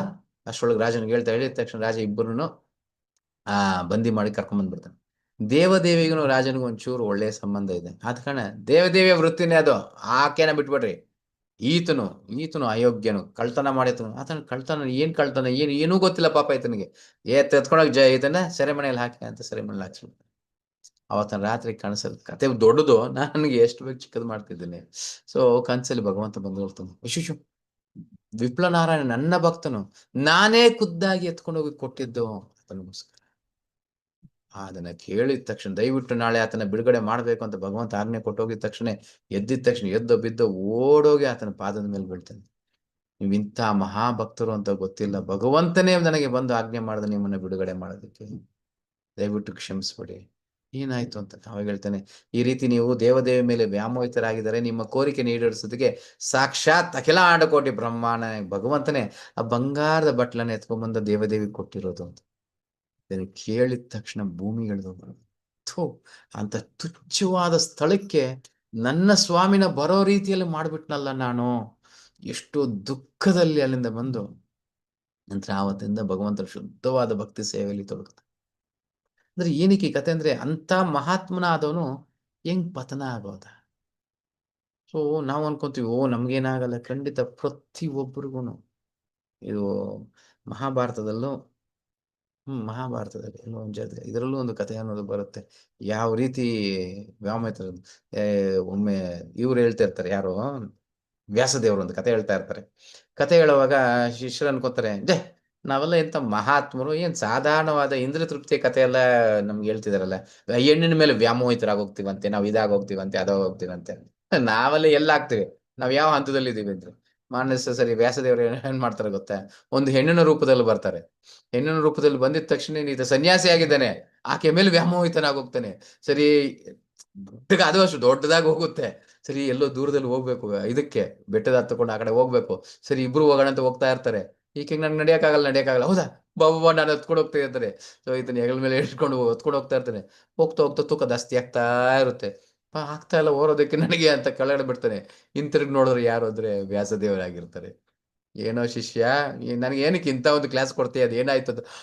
ವ್ಯಾಸದೇವ್ರೆ ನೀವು ಬಂದಿದ್ದು ಅಂದ್ರೆ, ಸನ್ಯಾಸಿ ಅಷ್ಟು ವರ್ಷಗಳ ಒಂದು ಸಾಧನ ಒಂದು ಚಿಕ್ಕದಾಗಿ ಒಂದು ಹೆಣ್ಣಿನಿಂದ ಬಿದ್ದೋಗ್ಬಿಡ್ತಾನೆ. ಸೊ ಅದಕ್ಕೆ ನಿತ್ಯಂ ಭಾಗವತ ಸೇವೆಯ, ಯಾವ ಪತನ ಆಗುತ್ತೆ ನಮ್ಮ ಜೀವನ. ಇಂದ್ರಿಯಗಳು ತುಂಬಾ ಇದಾಗಿದ್ವು, ಇವಾಗ ನೋಡ್ತೀವಲ್ಲ ಪ್ರಕ್ಷುಬ್ಧವಾದದ್ದು ನಮ್ಮನ್ನೆಲ್ಲ ಪತನಗೊಳಿಸ್ಬಿಡುತ್ತೆ. ಕ್ಲಿಯರ್? ಎಸ್. ಆದ್ರೆ ಕೃಷ್ಣನ್ ಕೊಡುವಂತ ಮಾರ್ಗದರ್ಶನ ನೋಡಿ. ಕೃಷ್ಣನ್ ಹೇಳ್ತಿದ್ದಾನೆ ಇಲ್ಲಿ, ಅರ್ಜುನ ಅಷ್ಟೆಲ್ಲ ಹೇಳಿದ ನಂತರ ಶ್ರೀ ಭಗವಾನು ವಾಚ ಅಸಂಶಯಂ ಮಹಾಬಾಹೋ ಮನೋ ದುರ್ನಿಗ್ರಹಂ ಚಲಂ ಅಭ್ಯಾಸೇನ ತು ಕೌಂತೇಯ ವೈರಾಗ್ಯೇನ ಚ ಗೃಹ್ಯತೆ. ಒಪ್ಕೊಂತಿದ್ದಾನೆ ಕೃಷ್ಣನು. ಅಸಂಶಯಂ ಮಹಾಬಾಹು, ಅರ್ಜುನ ಮಹಾಬಾಹು ನೀನೇ ಹೇಳಿದ ಸತ್ಯ, ಖಂಡಿತ ಮನಸ್ಸನ್ನ ನಿಯಂತ್ರಿಸಕ್ಕೆ ಸಾಧ್ಯ ಇಲ್ಲ. ಆದರೆ ಅಭ್ಯಾಸೇನ ತು ಕೌಂತೇಯ, ಅಭ್ಯಾಸ ಮಾಡು, ಅಭ್ಯಾಸದಿಂದ ಸಾಧ್ಯ. ಪ್ರತಿದಿನ ಬೆಳಗ್ಗೆ ಎದ್ದು ಕುತ್ಕೊಂಡು ಜಪ ಮಾಡು, ಸಾಧ್ಯ. ಪ್ರತಿದಿನ ಭಗವಂತನ ನೈವೇದ್ಯ ಮಾಡು, ಸಾಧ್ಯ. ಪ್ರತಿದಿನ ಒಂದೇ ಕಾರ್ಯವನ್ನ ಮಾಡ್ತಿದ್ರೆ ಎಂಥ ದೊಡ್ಡ ಕಾರ್ಯವನ್ನು ಬೇಕಾದ್ರೂ ನಾವು ಸಾಧಿಸ್ಬೋದು. ಚಿಕ್ಕದಾಗಿ ಹೇಳ್ತೀನಿ, ಒಂದು ದೊಡ್ಡ ಬಂಡೆನ ಹೊಡಿಬೇಕು ಅಂದ್ರೆ ಆಗೋದಿಲ್ಲ. ಆದ್ರೆ ಒಂದು ಉಳಿ ಸುತ್ತಿ ಎತ್ಕೊಂಡು ಹೋಗು, ಒಂದೇ ಜಾಗದಲ್ಲಿ ಸುಮ್ಮನೆ ಒಂದು ವ್ಯಕ್ತಿ ಕುಂತ್ಕೊಂಡು ಹೊಡಿತಾ ಇರ್ಲಿ, ಅದೇ ಜಾಗದಲ್ಲಿ ಹೊಡಿತಾ ಬಿದ್ದು ಬಿದ್ದು ಬಿದ್ದು ಕೊನೆಗೆ ದೊಡ್ಡ ಬಂಡೆನು ಹಂಗೇ ಸೀಳಿ ಎರಡಾಗೋಗುತ್ತೆ. ಸೊ ಸಾಧನ, ನಮ್ಮ ಒಂದು ಅಭ್ಯಾಸ ಎಷ್ಟರ ಮಟ್ಟಿಗೆ ಏಕಾಗ್ರತೆಯಿಂದ ಮಾಡ್ತಿದ್ದೀನಿ. ಪ್ರತಿದಿನ ಬೆಳಗ್ಗೆ ಎದ್ದು ಜಪ ಮಾಡಿದ್ರೆ ಸಾಕು, ಸಾಧನ ಎಷ್ಟರ ಮಟ್ಟಿಗೆ ನಮ್ಮ ಪರಿವರ್ತನೆ, ಎಷ್ಟು ಮಟ್ಟಿಗೆ ನಮ್ಮ ಜೀವನ ಸುಧಾರಿಸ್ಕೊಳ್ಳುತ್ತೆ. ಅಭ್ಯಾಸ ಅನ್ನೋದು ತುಂಬಾ ಮುಖ್ಯವಾದದ್ದು. Formula to control our mind, ನಮ್ಮ ಮನಸ್ಸನ್ನು ನಿಯಂತ್ರಿಸುವ ವಿಧಾನ ಏನು? ಅಭ್ಯಾಸ. ಫಾಲೋವಿಂಗ್ 9 processes of ಭಕ್ತಿ, ನವವಿಧ ಭಕ್ತಿ ಅಂತೀವಿ. ಶ್ರವಣಂ, ಕೀರ್ತನಂ, ವಿಷ್ಣು ಸ್ಮರಣಂ, ಪಾದ ಸೇವನಂ, ಅರ್ಚನಂ, ವಂದನಂ, ದಾಸ್ಯಂ, ಸಾಖ್ಯಂ, ಆತ್ಮ ನಿವೇದನ. ಅದರಲ್ಲಿ ಇವಾಗ ನಾವೇನೇನ್ ಮಾಡ್ತಿದೀವಿ? ಶ್ರವಣಂ ಕೀರ್ತನಂ ಆಗ್ತಾ ಇದೆ, ಜಪ ಮಾಡ್ತಿದ್ದೀವಿ, ಕೇಳಿಸ್ಕೊಂತ ಇದ್ದೀವಿ. ಕರೆಕ್ಟ್? ಶ್ರವಣಂ ಕೀರ್ತನಂ ಎರಡೂ ಆಗ್ತಾ ಇದೆ. ಆಗ್ತಾ ಆಗ್ತಾ ನಂತರ ಸ್ಮರಣಂ ಅನ್ನೋದು ಬರುತ್ತೆ. ಕುಂತ್ರೆ ನಿಂತ್ರೆ ಕೃಷ್ಣ ಕೃಷ್ಣ ಕೃಷ್ಣ ಅಂತ ಬರುತ್ತೆ. ಇವತ್ತಿಗೆ ಬರ್ತಾ ಇಲ್ಲ, ಇವತ್ತು ಬರೀ ಇಂದ್ರಿಯ ತೃಪ್ತಿನೇ ಬರ್ತಾ ಇದೆ. ಏನ್ ತಿನ್ನಣ, ಏನ್ ನೋಡೋಣ, ಏನ್ ಮಾಡೋಣ, ಇಂಥದೇ ಬರ್ತಾ ಇದೆ. ಇವಾಗ ಪ್ರಾರಂಭ ಆಗಿದೆಯಲ್ಲ, ಅದ್ರೆ ಮಾಡಿ ಅಭ್ಯಾಸ ಮಾಡ್ತಾ ಮಾಡ್ತಾ ಕುಂತ್ರೆ ನಿಂತ್ರೆ ಕೃಷ್ಣ ಅಂತ ಬರುತ್ತೆ. ಆದ್ರೆ ಅದಕ್ಕೂ ಸುಮ್ನೆನೆ ಹಂಗೆ ಬಂದ್ಬಿಡಲ್ಲ. ಕೆಲವು ನೋಡಿದ್ರೆ 10 ವರ್ಷ ಮಾಡಿದ್ರು ಏನು ಬರಲ್ಲ. ಯಾಕೆ ಬರುತ್ತೆ? ಅದು ಅದೊಂದು ಇದೆ. ಸೊ ಮಾಲೆ ತಿರುಗಿಸೋದು ಹೆಂಗಿರ್ಬೇಕು, ಯಾವ ರೀತಿ ಇರಬೇಕು? ಕೃತಕವಾಗಲ್ಲ, ಹೃದಯಾಳದಿಂದ ಹೇಳಬೇಕು. ಇಲ್ಲ ಅಂದ್ರೆ ಕೈಯಲ್ಲಿ ಜಪಮಾಲೆ, ಮನಸ್ಸಲ್ಲಿ ವೈಜಯಂತಿ ಮಾಲೆ ತರ ಇರುತ್ತೆ. ಏನೋ ವೈಜಯಂತಿ ಮೇಲೆ ಒಂದು ಫಿಲಮ್ ಆಕ್ಟರ್ ಇದ್ದಾಳೆ, ಆ ರೀತಿ ಇರುತ್ತೆ. ಆಕೆನೆಲ್ಲೋ ಹೃದಯದಲ್ಲಿ ಇಟ್ಕೊಂಡು ಮಾಲೆ ಸುತ್ತಿದ್ರೆ ಏನು, ಸೈಕಲ್ ಚೈನ್ ಸುತ್ತೋದು ಮಾಲೆ ಸುತ್ತೋದು ಎರಡು ಒಂದೇ. ಸೊ ಎಷ್ಟರ ಮಟ್ಟಿಗೆ ಕೃಷ್ಣನ ಮೇಲೆ ಪ್ರೀತಿ ಹುಟ್ಟಬೇಕು. ಹಾಲು ಕೊಡುವಾಗ, ಇಲ್ಲ ನೈವೇದ್ಯ ಹಣ್ಣು ಕೊಡುವಾಗ ಖಂಡಿತವಾಗ್ಲು ಏನೋ ಹೇಳಿದ್ರು ಯಾರೋ ಮಾಡ್ಬೇಕು ಇಲ್ಲ. ನಿಮ್ಮ ಕೃಷ್ಣನು, ನಿಮ್ಮ ತಂದೆ ಎಷ್ಟು ಪ್ರೀತಿಯಿಂದ ಕೊಡ್ತಿದ್ದೀರಾ, ಕೃಷ್ಣ ದಯವಿಟ್ಟು ನನ್ನ ಹಾಲು ಕೊಡು. ಮಕ್ಕಳು, ನಾವು ಅವ್ರ ಮಕ್ಕಳು, ನಂತರ ಕುಡ್ದ, ಚೆನ್ನಾಗಿತ್ತ, ಈ ರೀತಿ ಅವ್ರ ಹತ್ರ ಸಂಭಾಷಣೆ ಮಾಡೋದು, ಪ್ರೀತಿಯಾದ ಮಾತಾಡೋದು, ಸಂಬಂಧ ಬೆಳೆಸ್ಕೊಳ್ಳೋದು, ಅದಕ್ಕೆ ನೈವೇದ್ಯ. ಜಪ ಮಾಡೋದು ಶುದ್ಧೀಕರಣ. ಯೋಗ್ಯತೆ ಇಲ್ಲ ನನಗೆ ಮಾಡೋದಿಕ್ಕೆ, ಯೋಗ್ಯತೆನ ಬೆಳೆಸ್ಕೊಳ್ಳುವಂಥದ್ದು. ನೈವೇದ್ಯ ಸಂಬಂಧ ಬೆಳೆಸ್ಕೊಳ್ಳುತ್ತೆ. ಡಿಟ್ಯಾಚ್ಮೆಂಟ್, ವೈರಾಗ್ಯನ. ಇದನ್ನ ಯಾವ ರೀತಿ ಮಾಡಬೇಕು? ಅಭ್ಯಾಸ ವೈರಾಗ್ಯದಿಂದ. Don'ts detaching the mind from activities not devoted to Lord. ಭಗವಂತನಿಗೆ ಯಾವ ಸೇವೆಯಲ್ಲಿ ಉಪಯೋಗಿಸಕ್ಕಾಗಲ್ಲ ಅಂತ ವಸ್ತುಗಳಿಂದ ದೂರ ಇಡುವಂಥದ್ದು. ಇದನ್ನ ಮಾಡ್ತಾ, ಇದನ್ನ ಪಡಿತಾ, ಅದನ್ನ ಹೇಳು ಪರಂ ದೃಷ್ಟವಾ ನಿವರ್ತದೆ. ಬಿಡೋದನ್ನ ಯೋಚನೆ ಮಾಡೋದು ಅವಶ್ಯಕತೆ ಇಲ್ಲ, ಮಾಡೋದನ್ನ ಯೋಚನೆ ಮಾಡಿ. ಅದನ್ನ ಮಾಡ್ತಾ ಮಾಡ್ತಾ ನಮ್ಮ ಜೀವನ ನೋಡ್ಬೋದು, ಪರಿವರ್ತನೆ ಆಗುತ್ತೆ. ಪ್ರತಿಯೊಬ್ಬರಿಗೂ ಆಗುತ್ತೆ, ಆಗಲೇಬೇಕು. ಸೂತ್ರಗಳು ಬದಲಾವಣೆ ಆಗಲ್ಲ. 4 + 5 9. ಯಾರು ಹಾಕಿದ್ರೂ 9 ಬರೋದದು. ಚಿಕ್ಕ ಮಗು ಹಾಕ್ಲಿ, ಹೆಂಗಸರಾಕ್ಲಿ, ಗಂಡಸರಾಕ್ಲಿ, ಮುದುಕರಾಕ್ಲಿ, ಸೂತ್ರ ಪ್ಲಸ್ ಅಂದ್ರೆ 5 + 4 9 ಆಗಲೇಬೇಕು. ಸೂತ್ರ ಚೇಂಜ್ ಆಯ್ತು ಅಂದ್ರೆ ಮೈನಸ್ ಆದ್ರೆ 1 ಆಗುತ್ತೆ. 5 - 1 4 ಏನಾಗುತ್ತೆ? 1 ಆಗ್ಬಿಡುತ್ತೆ. ಅದೇ ನಂಬರ್ ಇದೆ ನಮ್ಮ ಜೀವನದಲ್ಲಿ, ಎಲ್ಲರದು ಹಂಗೇ ಇರುತ್ತೆ. ಜೀವನಕ್ಕೆ ಏನ್ ಸೂತ್ರಗಳನ್ನ ಹಾಕ್ತಿದ್ದೀರಾ? ಅರ್ಥ ಆಗ್ತಿದೆ? ಇಂದ್ರ ತೃಪ್ತಿಯ ಸೂತ್ರಗಳು ಹಾಕ್ತಿದ್ದಾಗ ನಮ್ಮ ಜೀವನ ಕ್ಷೀಣಿಸ್ತಾ ಇರುತ್ತೆ. ಭಕ್ತಿ ಕೃಷ್ಣ ಪ್ರಜ್ಞೆಯ ಸೂತ್ರಗಳು ಹಾಕ್ತಾ ಇರ್ತಾ ವೃದ್ಧಿಸ್ತಾ ಇರುತ್ತೆ. ನಮ್ಮ ಆಯುಸ್ಸು ವೃದ್ಧಿಸುತ್ತೆ, ನಮ್ಮ ಗುಣಗಳು ವೃದ್ಧಿಸುತ್ತೆ, ನನ್ನ ಮಾತು ವೃದ್ಧಿಸುತ್ತೆ, ಆಲೋಚನೆಗಳು ವೃದ್ಧಿಸುತ್ತೆ. ಒಂದೊಂದು ಹೇಳ್ತಿದ್ದೀನಲ್ಲ, ನಾನು ಉಸಿರಾಡೋದೇ ಪವಿತ್ರವಾಗ್ತಾ ಇರುತ್ತೆ. ನನ್ನ ಉಪಸ್ಥಿತಿನೇ ಇಡೀ ಪ್ರಪಂಚಕ್ಕೆ ಒಲಿತನ ಮಾಡ್ತಾರೆ. ಏನೂ ಮಾಡಬೇಡಿ, ಏನು ಮಾಡೋ ಅವಶ್ಯಕತೆ ಇಲ್ಲ. ಭಕ್ತನಾಗಿದ ತಕ್ಷಣ ನೀವು ಇರೋ ಜಾಗನೇ ಪವಿತ್ರಗೊಳ್ತಾ ಇರುತ್ತೆ. ತುಂಬಾ ಇದು ತಿಳ್ಕೊಳ್ಳುವಂಥದ್ದು. ಭಕ್ತರಾಗೋಣ ಅಷ್ಟೇ. ಪ್ರಾಪ್ಯ ಪುಣ್ಯ ಕೃತಂ ಲೋಕಾನ್ ಉಷಿತ್ವಾ ಶಾಶ್ವತಿಂ ಸಮಃ ಶುಚೀನಾಂ ಶ್ರೀಮತಾಂ ಯೇಹೇ ಯೋಗ ಭ್ರಷ್ಟೋ ಬಿಜಾಯತೆ. ಅರ್ಜುನನ ಒಂದು ಮನಸ್ಥಿತಿ. ಇವಾಗ ಇಷ್ಟು ಕಷ್ಟಪಟ್ಟು ಮಾಡ್ತಿದ್ದಾರೆ, ಯಾಮ ನಿಯಮ ಆಸನ ಪ್ರಾಣಾಯಾಮ ಇಷ್ಟೆಲ್ಲ ಮಾಡ್ಕೊಂಡು ಅವ್ರನ್ನವ್ರು ದಂಡಿಸ್ಕೊಂಡು ಇಷ್ಟೆಲ್ಲ ಮಾಡ್ತಿದ್ರೆ ಪತನ ಆಗೋಗ್ತಿದ್ಯಲ್ಲ ಅವ್ರ ಜೀವನ. ಅರ್ಜುನ್ ಕೃಷ್ಣ ಅವ್ರ ಗತಿ ಏನು? ಅವ್ರ ಸಕ್ಸಸ್ ಆಗ್ತಿಲ್ಲ, ಅವ್ರ ಗತಿ ಏನು? ಅವ್ ಕೃಷ್ಣ ಹೇಳ್ತಾನೆ, ಖಂಡಿತ ನಾನು ಅವ್ರ ಕೈ ಬಿಡೋದಿಲ್ಲ. ಯಾಕಂದ್ರೆ ಅವ್ರು ಪ್ರಯತ್ನ ಮಾಡ್ತಿದ್ದಾರೆ, ತಪ್ಪಾದ ವಿಧದಲ್ಲಿ ಮಾಡೋದು ತೊಂದ್ರೆ ಇಲ್ಲ. ನಾನೇನ್ ಮಾಡ್ತೀನಿ, ಅವ್ರಿಗೆ ಒಳ್ಳೆಯ ಒಂದು ನೆಕ್ಸ್ಟ್ ಜೀವನ ಅನ್ನೋದು ಕೊಡ್ತೀನಿ. ಶ್ರೀಮಂತರ ಮನೆಯಲ್ಲಿ ಹುಟ್ಟೋ ರೀತಿಯಲ್ಲಿ ಮಾಡ್ತೀನಿ, ಇಲ್ಲಾಂದ್ರೆ ಮಹಾಭಕ್ತರ ಮನೆಯಲ್ಲಿ ಹುಟ್ಟೋ ರೀತಿಯಲ್ಲಿ ಮಾಡ್ತೀನಿ. ಆವಾಗ ಚಿಕ್ಕ ವಯಸ್ಸಿಂದನೇ ಭಕ್ತಿಯ ಪ್ರಾರಂಭ. ಇವಾಗೆಲ್ಲ ನಮಗೆಲ್ಲ 30-40 ವರ್ಷಗಳಾಗಿದೆ, ಕರೆಕ್ಟ್? ಈವಾಗ ಭಕ್ತಿ ಬರ್ತಿದೆ. ಆದ್ರೆ ಆ ನೆಕ್ಸ್ಟ್ ಜನ್ಮದಲ್ಲಿ ಹಂಗಿರೋದಿಲ್ಲ. ಹುಟ್ಟಿರೋದೇ ಮಹಾಭಕ್ತರ ಮನೆಯಲ್ಲಿರುತ್ತೆ. ಹುಟ್ಟದಾಗಿಂದನೇ ಕೃಷ್ಣ ರಾಮ ಅಂತ ಗೋವಿಂದ ಅಂತ ಭಗವಂತ ನಾಮದಲ್ಲೇ ಹುಡ್ತಿತ್ತು. ಅಲ್ಲಿಂದ ನಮ್ಮ ಸಾಧನ ಸ್ಟಾರ್ಟ್ ಆಗುತ್ತೆ. ಅಲ್ಲಿಂದ ನಮ್ಮ ಜೀವನದ ಒಂದು ಪ್ರಾರಂಭ. ಕ್ಲಿಯರ್? ಈ ರೀತಿಯಾಗಿ ಭಗವಂತ ಅನುಗ್ರಹ ಅನ್ನೋದನ್ನ ಕೊಡ್ತಾನೆ ಆ ಜೀವಿಗೆ. ಯಾರಿಗೆ? ಯಾವಾಗ ಇವಾಗ ನಾವು ಪ್ರಯತ್ನ ಮಾಡಿ ಕೊನೆಗೆ ಬಿಟ್ರೆ, ಅದನ್ನ 2ನೇ ಅಧ್ಯಾಯದಲ್ಲಿ ಕೃಷ್ಣ ನೇಹಾಭಿಕ್ರಮಣಾಶ್ವಸ್ಯ ಪತ್ಯನ ವಿದ್ಯತೆ ಸ್ವಲ್ಪಮಪ್ಯಸ್ಯ ಧರ್ಮಸ್ಯ ತ್ರಾಯತೋ ಮಹತೋ ಭಯಾತ್. ಸ್ವಲ್ಪನಾದ್ರೂ ಮಾಡಿದ್ರೆ ಯಾವತ್ತು ನಶಿಸಿ ಹೋಗೋದಿಲ್ಲ, ಜನ್ಮ ಜನ್ಮಕ್ಕೂ ಅದು ಅವನ್ನ. Clear? Yogi. Who is best? ಯೋಗದಲ್ಲಿ ಯಾರು ಬೆಸ್ಟು? ತಪಸ್ವಿ ಬೋಧಿಕೋ ಯೋಗಿ ಜ್ಞಾನಿಭ್ಯೋಪಿ ಮತೋಧಿಕಃ ಕರ್ಮಿಭ್ಯಶ್ಚಾಭಿಕೋ ಯೋಗಿ ತಸ್ಮಾದ್ ಯೋಗಿ ಭವ ಅರ್ಜುನ. ಮನಸ್ಸಿಗೆ ಕಡಿವಾಣ ಹಾಕಲಾರದವನಿಗೆ ಆತ್ಮ ಸಾಕ್ಷಾತ್ಕಾರವು ಕಷ್ಟ.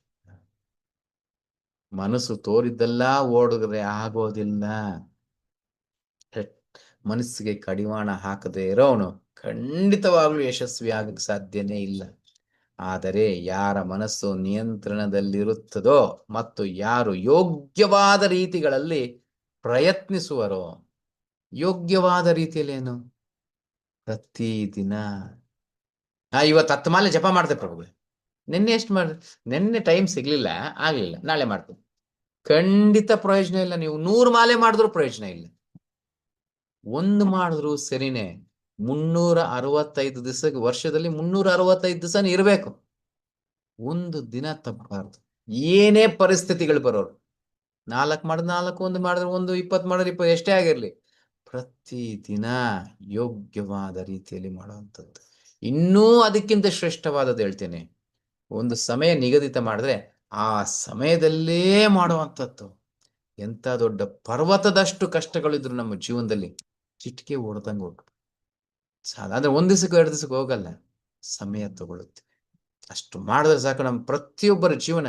ಯಾಕೆ ಇವಾಗ ಹಲವಾರು ಭಕ್ತರಿದ್ದಾರೆ, ನಮ್ಮ ಬೇಕಾದ್ರೆ ಮಾತಾಡಿ, ಹಿಂಗ್ ಬಂದ್ಮೇಲೆ ನೋಡ್ತಿರಲ್ಲ, ಮುಂದೆ ಆ ಭಕ್ತರ ಹತ್ರ ಮಾತಾಡಿ, ಅವ್ರು ಯಾರ್ಯಾರ ಜೀವನ ಎಷ್ಟೆಷ್ಟು ಬದಲಾವಣೆ ಆಗಿದೆ.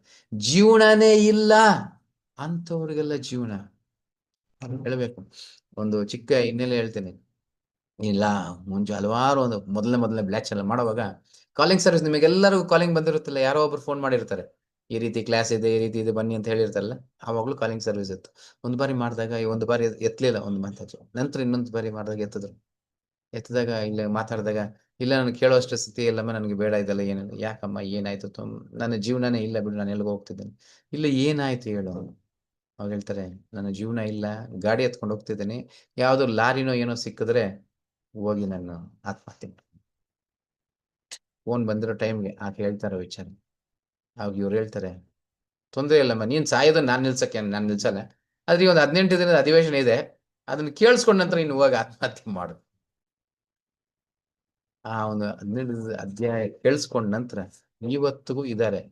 ಯಾವಾಗ ಬಂದಾಗ ಬೇಕಾದ್ರೆ ಅವ್ರು ತೋರಿಸ್ತೀನಿ, ಅವರ ಜೀವನ ಎಷ್ಟು ಚೆನ್ನಾಗಿದೆ. ಭಗವಂತ ಜೀವನ ಅನ್ನೋದು ಕೊಟ್ಬಿಡ್ತಾರೆ. ನಿಜವಲ್ಲ, ನಮ್ಗೆ ಅನ್ಸ್ತಾ ಇರುತ್ತೆ, ಅಯ್ಯೋ ಜೀವನನೇ ಇಲ್ಲ, ಎಷ್ಟು ಕಷ್ಟ. ಭಗವಂತ ನಮ್ಮ ಜೀವನದಲ್ಲಿ ಬರದೇ ಇರೋದು ಒಂದೇ ಕಷ್ಟ ನಮ್ದಷ್ಟೇ.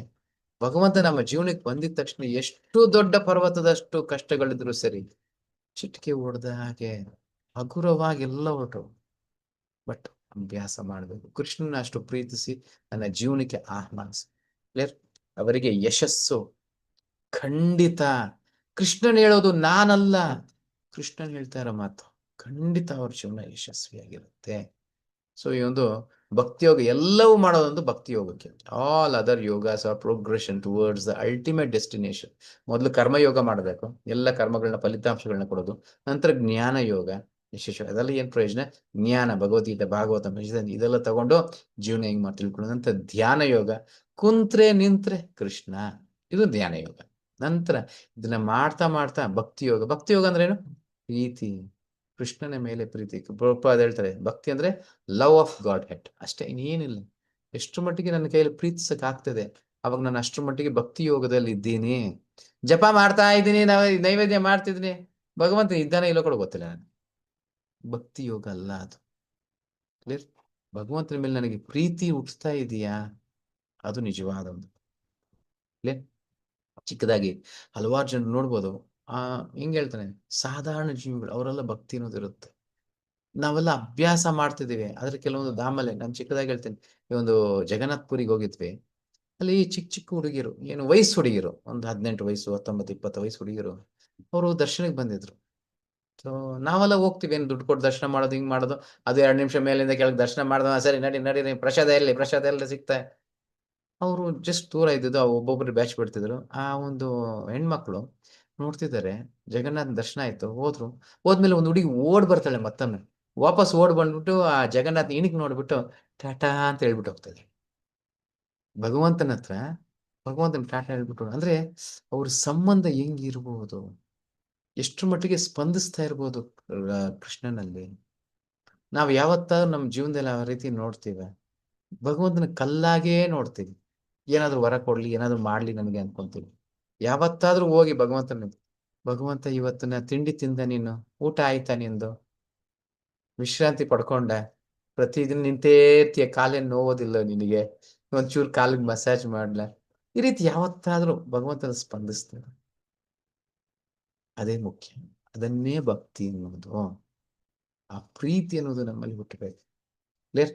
ಯೋಗಿನಾಂ, ಕೃಷ್ಣ ಕೊನೆಗೆ ಹೇಳ್ಯಾನ, ಯೋಗಿನಾಮಪಿ ಸರ್ವೇಷಾಂ ಮದ್ಗತೇನಾಂತರಾತ್ಮನ ಶ್ರದ್ಧಾವಾನ್ ಭಜತೆ ಯೋ ಮಾಂ ಸಮೇ ಯುಕ್ತ ತಮೋ ಮತಃ. ಎಲ್ಲೋ ಹಿಮಾಲಯದಲ್ಲಿ ಕುಂತ್ಕೊಂಡು ಕಣ್ಮುಚ್ಕೊಂಡು ಕುಂತ್ಕೊಳ್ಳೋದಲ್ಲ ಯೋಗ. ನಿಜವಾದ ಯೋಗಿ ಯಾರು? ಯೋಗಿನಾಮಪಿ ಸರ್ವೇಷಾಂ ಮದ್ಗತೇನಾಂತರಾತ್ಮನ, ನನ್ನನ್ನ ಹೃದಯಾಳದಲ್ಲಿ ಇಟ್ಕೊಂಡಿರೋನು ನಿಜವಾದ ಯೋಗಿ. ಯಾರು? ಸದಾ ನನ್ನಲ್ಲಿಯೇ ಇರುವನೋ, ನನ್ನಲ್ಲಿರುವ ನನ್ನನ್ನು ಕುರಿತು ಚಿಂತಿಸುವನೋ, ನನ್ನನ್ನು ಭಜಿಸುವನೋ, ಅವನೇ ಎಲ್ಲಾ ಯೋಗಿಗಳಲ್ಲಿ ಯೋಗದಲ್ಲೇ ನನ್ನೊಡನೆ ಅತ್ಯುತ್ತಮ ಆತ್ಮೀಯವಾಗಿ ಒಂದಾಗಿರುವವನು, ಹಾಗೂ ಅವನೇ ಎಲ್ಲರಿಗಿಂತ ಶ್ರೇಷ್ಠನಾದವನು. ಇದು ನನ್ನ ಅಭಿಪ್ರಾಯ. ಇಲ್ಲಿ ನೋಡ್ಬೋದು ಚಿತ್ರಣದಲ್ಲಿ, ಮ್ಲೇಚ್ಛರಾಗಿದ್ರು, ಯೌವನರಾಗಿದ್ರು, ತಿನ್ಕೊಂಡು ಮಾಡಬಾರದು ಮಾಡ್ಕೊಂಡಿದ್ರು, ಒಂದು ಗುರುವಿನ ಆಶ್ರಯ ಪಡ್ಕೊಂಡ್ರು, ಎಷ್ಟು ಆನಂದದಲ್ಲಿ ತೇಲಾಡ್ತಿದ್ದಾರೆ. ಹೇಳ್ಕೊಂಡು ಹೋಗ್ದೆ ಸಮಯ ಹೋಗುತ್ತೆ. ರಷ್ಯನ್ ಡಿವೋಟೀಸ್ ಅಂತ ಬಂದ್ರು ನಮ್ಮ ದೇವಸ್ಥಾನಕ್ಕೆ. ಸೊ ಅವರು ನಗರ ಸಂಖ್ಯೆ, ನಾವು ಮಾಡ್ತೀವಿ ಕೀರ್ತನೆ, ಅವರು ಮಾಡ್ತಾರೆ. ನಾನು ಎಲ್ಲ ಹೇಳ್ದೆ, ಪ್ರಚಾರ ಹೆಂಗ್ ಮಾಡ್ತೀರಾ ಅಂತ. ನಾವು ಇದನ್ನ ಏನು ಮೃದಂಗ ಹೊಡ್ಕೊಂಡು, ಕರ್ತವ್ಯ ಹೊಡ್ಕೊಂಡು ಎಲ್ಲ ಬೀದಿ ಬೀದಿಗೆ ಹೋಗಿ ಮಾಡ್ಕೊಂಡ್ ಬರ್ತೀವಿ, ಎಲ್ಲರೂ ಭಕ್ತರಾಗ್ತಾರೆ. ನಾವು ಮಾಡ್ತೀವಿ, ಏನು ಭಕ್ತರು ಆಗ್ತಿಲ್ವಲ್ಲ? ಹೌದಾ? ಹೆಂಗ ಆಗ್ತಾರೆ? ಇಲ್ಲ, ಮಾಡ್ಕೊಂಡು ಹೋಗ್ತೀವಿ, ಭಕ್ತರಾಗ್ತಾರೆ. ಹೆಂಗಾಗ್ತಾರೆ? ನನಗದು ಇನ್ನೂ ಅರ್ಥ ಆಗಿಲ್ಲ. ಅಂದ್ರೆ ನಾನು ಎಂತ ಶತಮೂರ್ಖನಾಗಿರ್ಬೇಕು? ಅರ್ಥನೇ ಆಗಿಲ್ಲ. 4 ಬಾರಿ ಅದನ್ನೇ ಹೇಳಿದ್ರು. ಆವಾಗ ನನಗೆ ಹೇಳಿದ್ರೆ, ಹರಿನಾಮ ಭಗವಂತನ ನಾಮ ಹೇಳ್ತೀನಿ, ಅವ್ರು ಕೇಳಿಸ್ಕೊಂತಾರೆ, ಭಕ್ತರಾಗ್ತಾರೆ. ಆ ಭಗವಂತನ ನಾಮದ ಮೇಲೆ ಎಷ್ಟು ನಂಬಿಕೆ ಅವ್ರಿಗೆ. ಆದ್ರೆ ನಾವು ಈ ಭಾರತ ಭೂಮಿಯಲ್ಲಿ ಹುಟ್ಟಿ ತಿಳ್ಕೊಂಡು ಆ ನಂಬಿಕೆ ಇಲ್ಲ ನಮಗೆ. ಭಗವಂತನ ನಾಮ ಬದಲಾಯಿಸುತ್ತೆ ಅನ್ನೋ ನಂಬಿಕೆ ಇಲ್ಲ ಅವ್ರಿಗೆ. ಅದ್ರ ಮೇಲೆ ಎಷ್ಟು ನಂಬಿಕೆ ಆಗುತ್ತೆ. ಆ ಒಂದು ಕೀರ್ತನೆ ಮಾಡ್ಕೊಂಡ್ ಬರ್ತೀವಿ, ಎಲ್ಲ ಕೇಳಿಸ್ಕೊಂತಾರೆ, ಭಕ್ತರಾಗ್ತಾರೆ ಅಷ್ಟೇ. ಆ ಮುಗ್ಧತೆ, ಆ ಒಂದು ಇದು, ಅದರಿಂದನೇ ಭಗವಂತನ ಅಷ್ಟು ಒಲ್ದಿರೋದು ಅವ್ರಿಗೆ. ನಮಗೆಲ್ಲ ಹಲವಾರು ಸಂಶಯಗಳು. ಹಿಂಗ್ ಜಪ ಮಾಡಿದ್ರೆ ಭಕ್ತನ್ ಆಗ್ಬಿಡುತ್ತಾ? ಎಲ್ಲ ಆಗ್ಬಿಡುತ್ತಾ? ಎಲ್ಲಿವರೆಗೂ ಅನುಮಾನ ಇದೆ, ಎಲ್ಲಿಂದ ಆಗುತ್ತೆ? ಯದ್ ಭಾವಂ ತದ್ ಭವತಿ. ನನ್ನ ಹೃದಯದಲ್ಲಿ ಏನ್ ಮನಸ್ಸಿದೆ ಅದೇ ತಾನೇ ಕೃಷ್ಣನನ್ನು ಕೊಡ್ತಾನೆ. ಕರೆಕ್ಟ್? ಎಸ್. ಇವತ್ತು 6ನೇ ಅಧ್ಯಾಯದಲ್ಲಿ ಏನು ನೋಡಿದ್ವಿ? ಧ್ಯಾನ ಯೋಗ ಅನ್ನೋದು ನೋಡಿದ್ವಿ. ನಮ್ಮ ಒಂದು ಶತ್ರು ಮತ್ತೆ ಮಿತ್ರನು ಯಾರು, ಅಷ್ಟಾಂಗ ವಿಧಾನಗಳು ಏನು, ನಂತರ ಕೊನೆಗೆ ಕೃಷ್ಣ ಯಾವ ರೀತಿ ಸಹಕರಿಸ್ತಾನೆ, ಮತ್ತು ಕೊನೆಯದಾಗಿ ಯೋಗಿನಾಮಪಿ ಸರ್ವೇಶಂ ಮದ್ಗತನ. ನಿಜವಾದ ಯೋಗಿ ಯಾರು? ಯಾರು ಭಗವಂತನ ಜಪ ಮಾಡಿಕೊಂಡು, ಭಜನೆ ಮಾಡಿಕೊಂಡು ಸದಾ ಭಗವಂತನ ಸ್ಮರಣೆ ಇದ್ದಾರೆ, ಆತನ ನಿಜವಾದ ಯೋಗಿ ಅಂತ ಕೃಷ್ಣನ್ ಹೇಳ್ತಿರೋ ಮಾತು. ನಾಳೆ ಏನು? ನಾಳೆಯಿಂದ 7ನೇ ಅಧ್ಯಾಯ ಹೇಳಿದೆ, ಭಕ್ತಿ ಯೋಗ. ಮಧ್ಯದ 6 ಅಧ್ಯಾಯಗಳು ಶ್ರೇಷ್ಠದಲ್ಲಿ ಶ್ರೇಷ್ಠವಾದ ಅಧ್ಯಾಯಗಳು. ಈ ನಾಳೆ ಅಂತೂ ಎಲ್ಲದಕ್ಕಿಂತ ಶ್ರೇಷ್ಠ. ಅದಕ್ಕಿಂತ ಶ್ರೇಷ್ಠವಾದ 9ನೇ ಅಧ್ಯಾಯ. ನೋಡ್ಬೋದು ಅಲ್ಲಿ ಭಗವಂತನ ಒಂದೊಂದು ಮಾತುಗಳನ್ನ ನೋಡ್ಬೋದು. ಆ ಭಗವಂತನ ಭಕ್ತನು, ಭಗವಂತನ ಸಂಬಂಧಗಳು ಹೆಂಗಿದೆ, ಏನು. ಇದು ಸ್ಪರ್ಧೆ ಅಷ್ಟೇ, ಇನ್ನೇನಿಲ್ಲ. ಭಗವಂತನ ಭಕ್ತನಿಗೂ ನಡೆಯುವಂತ ಸ್ಪರ್ಧೆಗಳು. ಯಾರು ಗೆಲ್ತಾರೆ ಇದರಲ್ಲಿ? ಭಗವಂತನ ಗೆಲ್ತಾನೆ, ಭಕ್ತನ ಗೆಲ್ತಾನೆ. ನಾವೆಲ್ಲರೂ ಎಲ್ಲಿ ವಾಸನೆ ಅನ್ನೋದು ಇರಲ್ಲ ನಮಗೆ. ಭಕ್ತನು ಅಂದ್ರೆ ಆ ಒಂದು ಭಾವನೆನೇ ಬೇರೆ ರೀತಿಯಲ್ಲಿರುತ್ತೆ. ಭಗವಂತನಿಗೋಸ್ಕರ ಏನ್ ಬೇಕಾದ್ರೂ ಮಾಡ್ತಾನೆ ಅಂತ ವ್ಯಕ್ತಿ. ಎಲ್ಲಾನು ಎಷ್ಟು ಕಥೆಗಳು ಹೇಳ್ಕೊಂಡು, ಬೇಡ್ರ ಕಣಪ್ಪ ಗೊತ್ತ ಎಲ್ಲಾರ್ಗಣ. ಏನ್ ಮಾಡ್ದ ಆತ? ಬೇಡನಾಗಿದ್ದ. ಕರೆಕ್ಟ್. ಆತನ ಬೇಟೆ ಮಾಡೋದೇ ಆತನ ಒಂದಿದು. ಒಂದು ಬಾರಿ ಶಿವಲಿಂಗದಿಂದ ರಕ್ತ ಬರ್ತಾ ಇರುತ್ತೆ ಕಣ್ಣಲ್ಲಿ. ಏನ್ ಮಾಡ್ತಾನೆ? ನಾವಾಗ್ದ್ರೆ ಓಡಾಗ್ಬಿಟ್ಟಿರೋರು. ಕರೆಕ್ಟ್. ಆತ ಏನ್ ಮಾಡ್ದ? ಅಯ್ಯೋ ಶಿವಪ್ಪ ನಿನಗೆ ಕಣ್ಣಲ್ಲಿ ರಕ್ತ ಬರ್ತದೆ, ಒಂದು ಕಣ್ಣ ತೆಗೆದು ಆ ಕಣ್ಣಿಗೆ ಇಡ್ತಾನೆ. ಅವಾಗ ಇನ್ನೊಂದು ಕಣ್ಣಿಂದ ಬರ್ತಾ ಇರುತ್ತೆ. ಏನ್ ಮಾಡ್ತಾನೆ? ಆ ಒಂದು ಕಣ್ಣಿಗೆ ಇಡಬೇಕು ಅಂದ್ರೆ ಎಲ್ಲಿ ಇಡೋದಂತ ಗೊತ್ತಿರಲ್ಲ, ತನ್ನ ಕಾಲ್ನ ಕಣ್ಣಿನ ಮೇಲೆ ಇಡ್ತಾನೆ. ಯಾಕಂದ್ರೆ ನನ್ ಗುರ್ತು ಗೊತ್ತಾಗ್ಬೇಕಲ್ಲ. ಆ ನಂತರ ತೆಗೆದು ಆ ಒಂದು ಕಣ್ಣನ್ನ ಇಡ್ತಾನೆ. ಭಕ್ತಿ ಅಂದ್ರೆ ಏನು? ನಾನು ಭಗವಂತನಿಗೆ ಎಷ್ಟು ಮಾಡ್ತಿದ್ದೀನಿ. ಅನುಕೂಲ್ಯೇನ ಕೃಷ್ಣಾನುಶೀಲನಂ. ಕೃಷ್ಣನಿಗೆ ತೃಪ್ತಿ ಆಗೋ ರೀತಿಯಲ್ಲಿ ನಡ್ಕೊಳ್ಳೋ ಅಂಥದ್ದು. ನಾನು ನೈವೇದ್ಯ ಮಾಡಿ ನನಗೇನ್ ಸಿಗುತ್ತೆ? ಜಪ ಮಾಡಿದ್ರೆ ಏನ್ ಸಿಗುತ್ತೆ? ಇದು ಭಕ್ತಿ ಆಗಲ್ಲ, ವ್ಯಾಪಾರ ಆಗೋದು. ನಾನು ಇದನ್ನ ಮಾಡ್ತೀನಿ, ನನಗೇನ್ ಕೊಡ್ತೀಯ ಅನ್ನೋ ಥರ. ಸೊ ಎಷ್ಟ್ರ ಮಟ್ಟಿಗೆ ನಾನು ಭಗವಂತನ ಸೇವೆ ಮಾಡಿ, ಅದನ್ನೇ ಭಕ್ತಿ ಅನ್ನೋದು. ಅದು ಹುಟ್ಟಬೇಕು. ಇವಾಗ ಸದ್ಯಕ್ಕೆ ಹುಟ್ಟೋದಿಲ್ಲ, ಯಾಕಂದ್ರೆ ಕಲ್ಮಶಗಳು ತುಂಬಿದೆ. ಮಾಡ್ತಾ ಹೋಗಿ ಹೃದಯದಲ್ಲಿರುವ ಕಾಮ, ಕ್ರೋಧ, ಲೋಭ ಎಲ್ಲ ಹೋಗ್ತಾ ಹೋಗ್ತಾ ಅದು ತಂತಾನೇ ಬೆಳೀತಾ ಹೋಗುತ್ತೆ. ಕ್ಲಿಯರ್? ಇವಾಗ ಕ್ವಿಜ್ ಇದೆ, ದಯವಿಟ್ಟು ಪ್ರತಿಯೊಬ್ರು ಈ ಕ್ವಿಜ್ ಲಿಂಕ್ ಅಲ್ಲಿ ಇವಾಗ ಒಂದು ಬಾರಿ ಹರೇ ಕೃಷ್ಣ ಮಹಾಮಂತ್ರ ಹೇಳಿ. ಹರೇ ಕೃಷ್ಣ ಹರೇ ಕೃಷ್ಣ ಕೃಷ್ಣ ಕೃಷ್ಣ ಹರೇ ಹರೇ, ಹರೇ ರಾಮ ರಾಮ ರಾಮ ಹರೇ ಹರೇ. ಶೃಣ್ವತಾಂ ಸ್ವಾಕಥಃ ಕೃಷ್ಣ ಪುಣ್ಯಶ್ರವಣ ಕೀರ್ತನಃ, ಹೃದಯಂತಸ್ತ್ವಭದ್ರಾಣಿ ವಿದುನೋತಿ ಸುಹೃತ್ಸತಾಂ. ಶೃಣ್ವತಾಂ ಸ್ವ ಕಥಾ ಕೃಷ್ಣ. ಕೃಷ್ಣನ ಒಂದು ಕಥೆಗಳು ಕೇಳ್ತಾ ಕೇಳ್ತಾ ಕೇಳ್ತಾ ಇದ್ರೆ ಸಾಕು, ನಮ್ಮ ಜೀವನ ಪಾವನ ಆಗೋಗುತ್ತೆ. ಪುಣ್ಯಶ್ರವಣ ಕೀರ್ತನ. ಸೊ ನಮ್ಮ ಜೀವನದಲ್ಲಿ ಪುಣ್ಯ ಬೆಳೆದಿದೆ. ನಾಳೆ ಹೇಳ್ತೀನಿ 7ನೇ ಅಧ್ಯಾಯದಲ್ಲಿ ಯಾರಿಗೆ ಈ ಒಂದು ಭಕ್ತಿಯಲ್ಲಿ ಇರ್ತಾರೆ ಪುಣ್ಯ ಬೆಳೀತಾ ಇರುತ್ತೆ. ಗಾಲಿ ಕೃಷ್ಣ ಹೇಳ್ತಾರೆ, ಹೋದ ಜನ್ಮದಲ್ಲಿ ಪುಣ್ಯವಂತರಾಗಿ ಈ ಜನ್ಮದಲ್ಲಿ ಪುಣ್ಯವಂತರಾಗಿರುವಂತವ್ರಿಗೆ ಈ ಒಂದು ಭಕ್ತಿಯ ಪ್ರಾಪ್ತಿ ಆಗುತ್ತೆ. ಸೊ ಪುಣ್ಯ ಅನ್ನೋದು ಬೆಳೀತಾನೆ. ಇದೊಂದಾಗೊಂದ ಹೃದಯಂತಸ್ಥ ಭದ್ರಾಣಿ, ಹೃದಯದಲ್ಲಿರುವ ಕಾಮಕ್ರೋಧಗಳು ಕ್ಷೀಣಿಸ್ತಾ ಹೋಗುತ್ತೆ. ವಿದುನೋತಿ ಸುಹೃತ್ ಸತಾಂ. ಇದೊಂದೇ ಸಾಕು, ಅವರ ಜೀವನ ಪರಿಪೂರ್ಣತೆ, ಮುಕ್ತಿ ಪಡ್ಕೊಳ್ಳೋದಿಕ್ಕೆ ಇಷ್ಟೇ ಸಾಕು. ಅದಕ್ಕೆ ಆಗಿನ ಕಾಲದಲ್ಲಿ ಪ್ರತಿ ದಿನ ಬೆಳಿಗ್ಗೆನೆ ಹೋಗಿ ಭಾಗವತಂ ಕೇಳೋದು, ರಾತ್ರಿ ಹೋಗಿ ಒಂದು ರಾಮಾಯಣ ಮಹಾಭಾರತವನ್ನು ಕೇಳೋದು. ಶ್ರವಣಂ ಶ್ರವಣಂ. ಆಗಿನ ಕಾಲದಲ್ಲಿ ಎಲ್ಲಾ ಊರುಗಳಲ್ಲಿ ಒಂದು ಅಶ್ವತ್ಥ ಕಟ್ಟೆ ಇತ್ತು ಗೊತ್ತಾ? ನಾಳೆ ಬಂದಾಗ ಹೇಳ್ತೇನೆ ಏನಕ್ಕೆ ಕಟ್ಟಿದ್ರು ಅದನ್ನೆಲ್ಲ. ಪ್ರತಿದಿನ ಹೋಗಿ ಕುಂತ್ಕೊಂಡು ಅಲ್ಲಿ ಪ್ರವಚನಗಳು ನಡೀತಾ ಇತ್ತು, ಕುಂತ್ಕೊಂಡು ನೋಡೋದಕ್ಕೋಸ್ಕರವಾಗಿ. ಈ ರೀತಿ ಆಗಿನ ಕಾಲದಲ್ಲಿ ಪ್ರತಿನಿತ್ಯ ಕೇಳ್ತಿದ್ರು. ಅವರೆಲ್ಲರೂ ಪುಣ್ಯವಂತರಾಗಿದ್ರು. ಇನ್ನೇನು ಮಾಡ್ಲಿಲ್ಲ ಅವರು, ಬರೀ ಕೃಷ್ಣನ ಕಥೆ ಕೇಳ್ಕೊಂಡೆ ಪುಣ್ಯವಂತರಾಗೋದು. ನಾವು ಪಾಪಾತ್ಮರಾಗೋದ್ರಿ. ಇವಾಗ ನೋಡಬಾರ್ದಿರೋ ನೋಡುವ ಪಿಕ್ಚರ್ಗಳು ಅದು ಇದು ಹಾಳು ಮೂಳು ನೋಡ್ಕೊಂಡು ಪಾಪಾತ್ಮರಾಗೋಗಿದ್ದೀವಿ. ಜ್ಞಾನ ಇರ್ಲಿಲ್ಲ. ಅಟ್ಲೀಸ್ಟ್ ಇವಾಗ ಜ್ಞಾನ ಸಿಕ್ಕಿದೆ, ಇನ್ಮೇಲಾದ್ರೂ ಪುಣ್ಯವಂತರಾಗ. ಎಸ್, ನಮ್ಮ ಲಕ್ಷ್ಮೀ ನರಸಿಂಹದೇವರು ನಿನ್ನೆ ಇವರಿಗೆ ಅಭಿಷೇಕ ಆಯ್ತು. ತುಂಬಾ ಭಕ್ತರು ಬಂದಿದ್ರು. ಯಾರಾದ್ರೂ ನನಗೂ ಗೊತ್ತಿಲ್ಲ, ಅಷ್ಟು ಮಾತಾಡ್ಸಿಲ್ಲ. ಸೊ ಯಾರೆಲ್ಲ ಅವರ ದರ್ಶನ ಪಡ್ಕೊಂಡಿದ್ದಾರೆ ಅವ್ರಿಗೆಲ್ಲರೂ ಖಂಡಿತವಾಗ್ಲೂ ಭಗವಂತ ಸಾಧ್ಯ ಆದ್ರೆ ಆ ವಿಡಿಯೋ ಅನ್ನೋದನ್ನ ಪೋಸ್ಟ್ ಮಾಡ್ತೀವಿ. ಓಕೆ, ನೀವೆಲ್ಲ ನೋಡ್ಕೊಳ್ಬಹುದು. ನೀವು ಬರ್ದೇ ಇರೋರು, ಬಂದಿರೋರು ಅದೃಷ್ಟವಂತರು, ಬರ್ದೇ ಇರೋರು ಅವ್ರವ್ರ ಒಂದು ಭಗವಂತ ಎಷ್ಟು ಅನುಗ್ರಹ ಕೊಡ್ತಾನೆ ಎಲ್ಲರಿಗೂ ಅಷ್ಟೇ ಅಲ್ವಾ? ಸೊ ಬರ್ದೇ ಇರೋರು ಅಟ್ಲೀಸ್ಟ್ ಆ ವಿಡಿಯೋ ಕಳಿಸ್ತೀವಿ, ನೋಡ್ಕೊಳ್ಳಿ. ನಮ್ಮ ಗಾಂಧಾರಿ ಕೈಗಳಿದ್ದಾರೆ ಇಸ್ಕಾನ್. ಇವಾಗ ಯಾರಿಗ ಪ್ರಶ್ನೆಗಳಿರೋರು ಹ್ಯಾಂಡ್ ರೈಸ್ ಮಾಡಿ ಪ್ರಶ್ನೆಗಳು ಕೇಳಬಹುದು. ಅದಕ್ಕೆ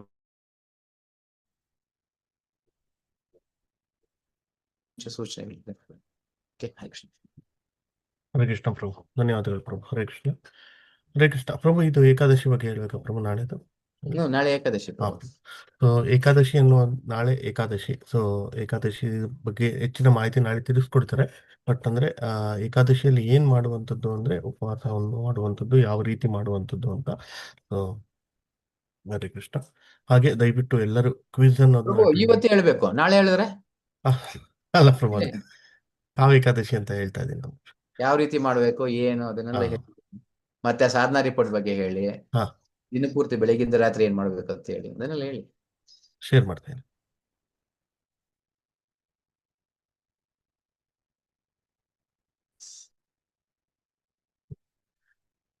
ಕಾಣಿಸ್ತಿದೆ ಅನ್ಸುತ್ತೆ. ನಾಳೆ ವರತ್ತಿನಿ ಏಕಾದಶಿ ಬೆಳಗ್ಗೆ 13ನೇ ತಾರೀಕು ಬೆಳಗ್ಗೆ 6:09 ಫಾಸ್ಟಿಂಗ್ ಅನ್ನು ಸ್ಟಾರ್ಟ್ ಆಗುತ್ತೆ. 14ನೇ ತಾರೀಕು ಬೆಳಗ್ಗೆ 6:57 10 ಗಂಟೆ. ಇದೇನಪ್ಪ ಫಾಸ್ಟಿಂಗ್ ಟೈಮು ಅಂತ ಹೇಳಿದ್ರೆ, ನಾವು ಹೇಗೆ ಉಪವಾಸವನ್ನು ಮಾಡ್ತೀವಿ ಫಾಸ್ಟಿಂಗ್ ಬಗ್ಗೆ ಹೇಳಿ, ಆಮೇಲೆ ಫಾಸ್ಟಿಂಗ್ ಬೇಕು.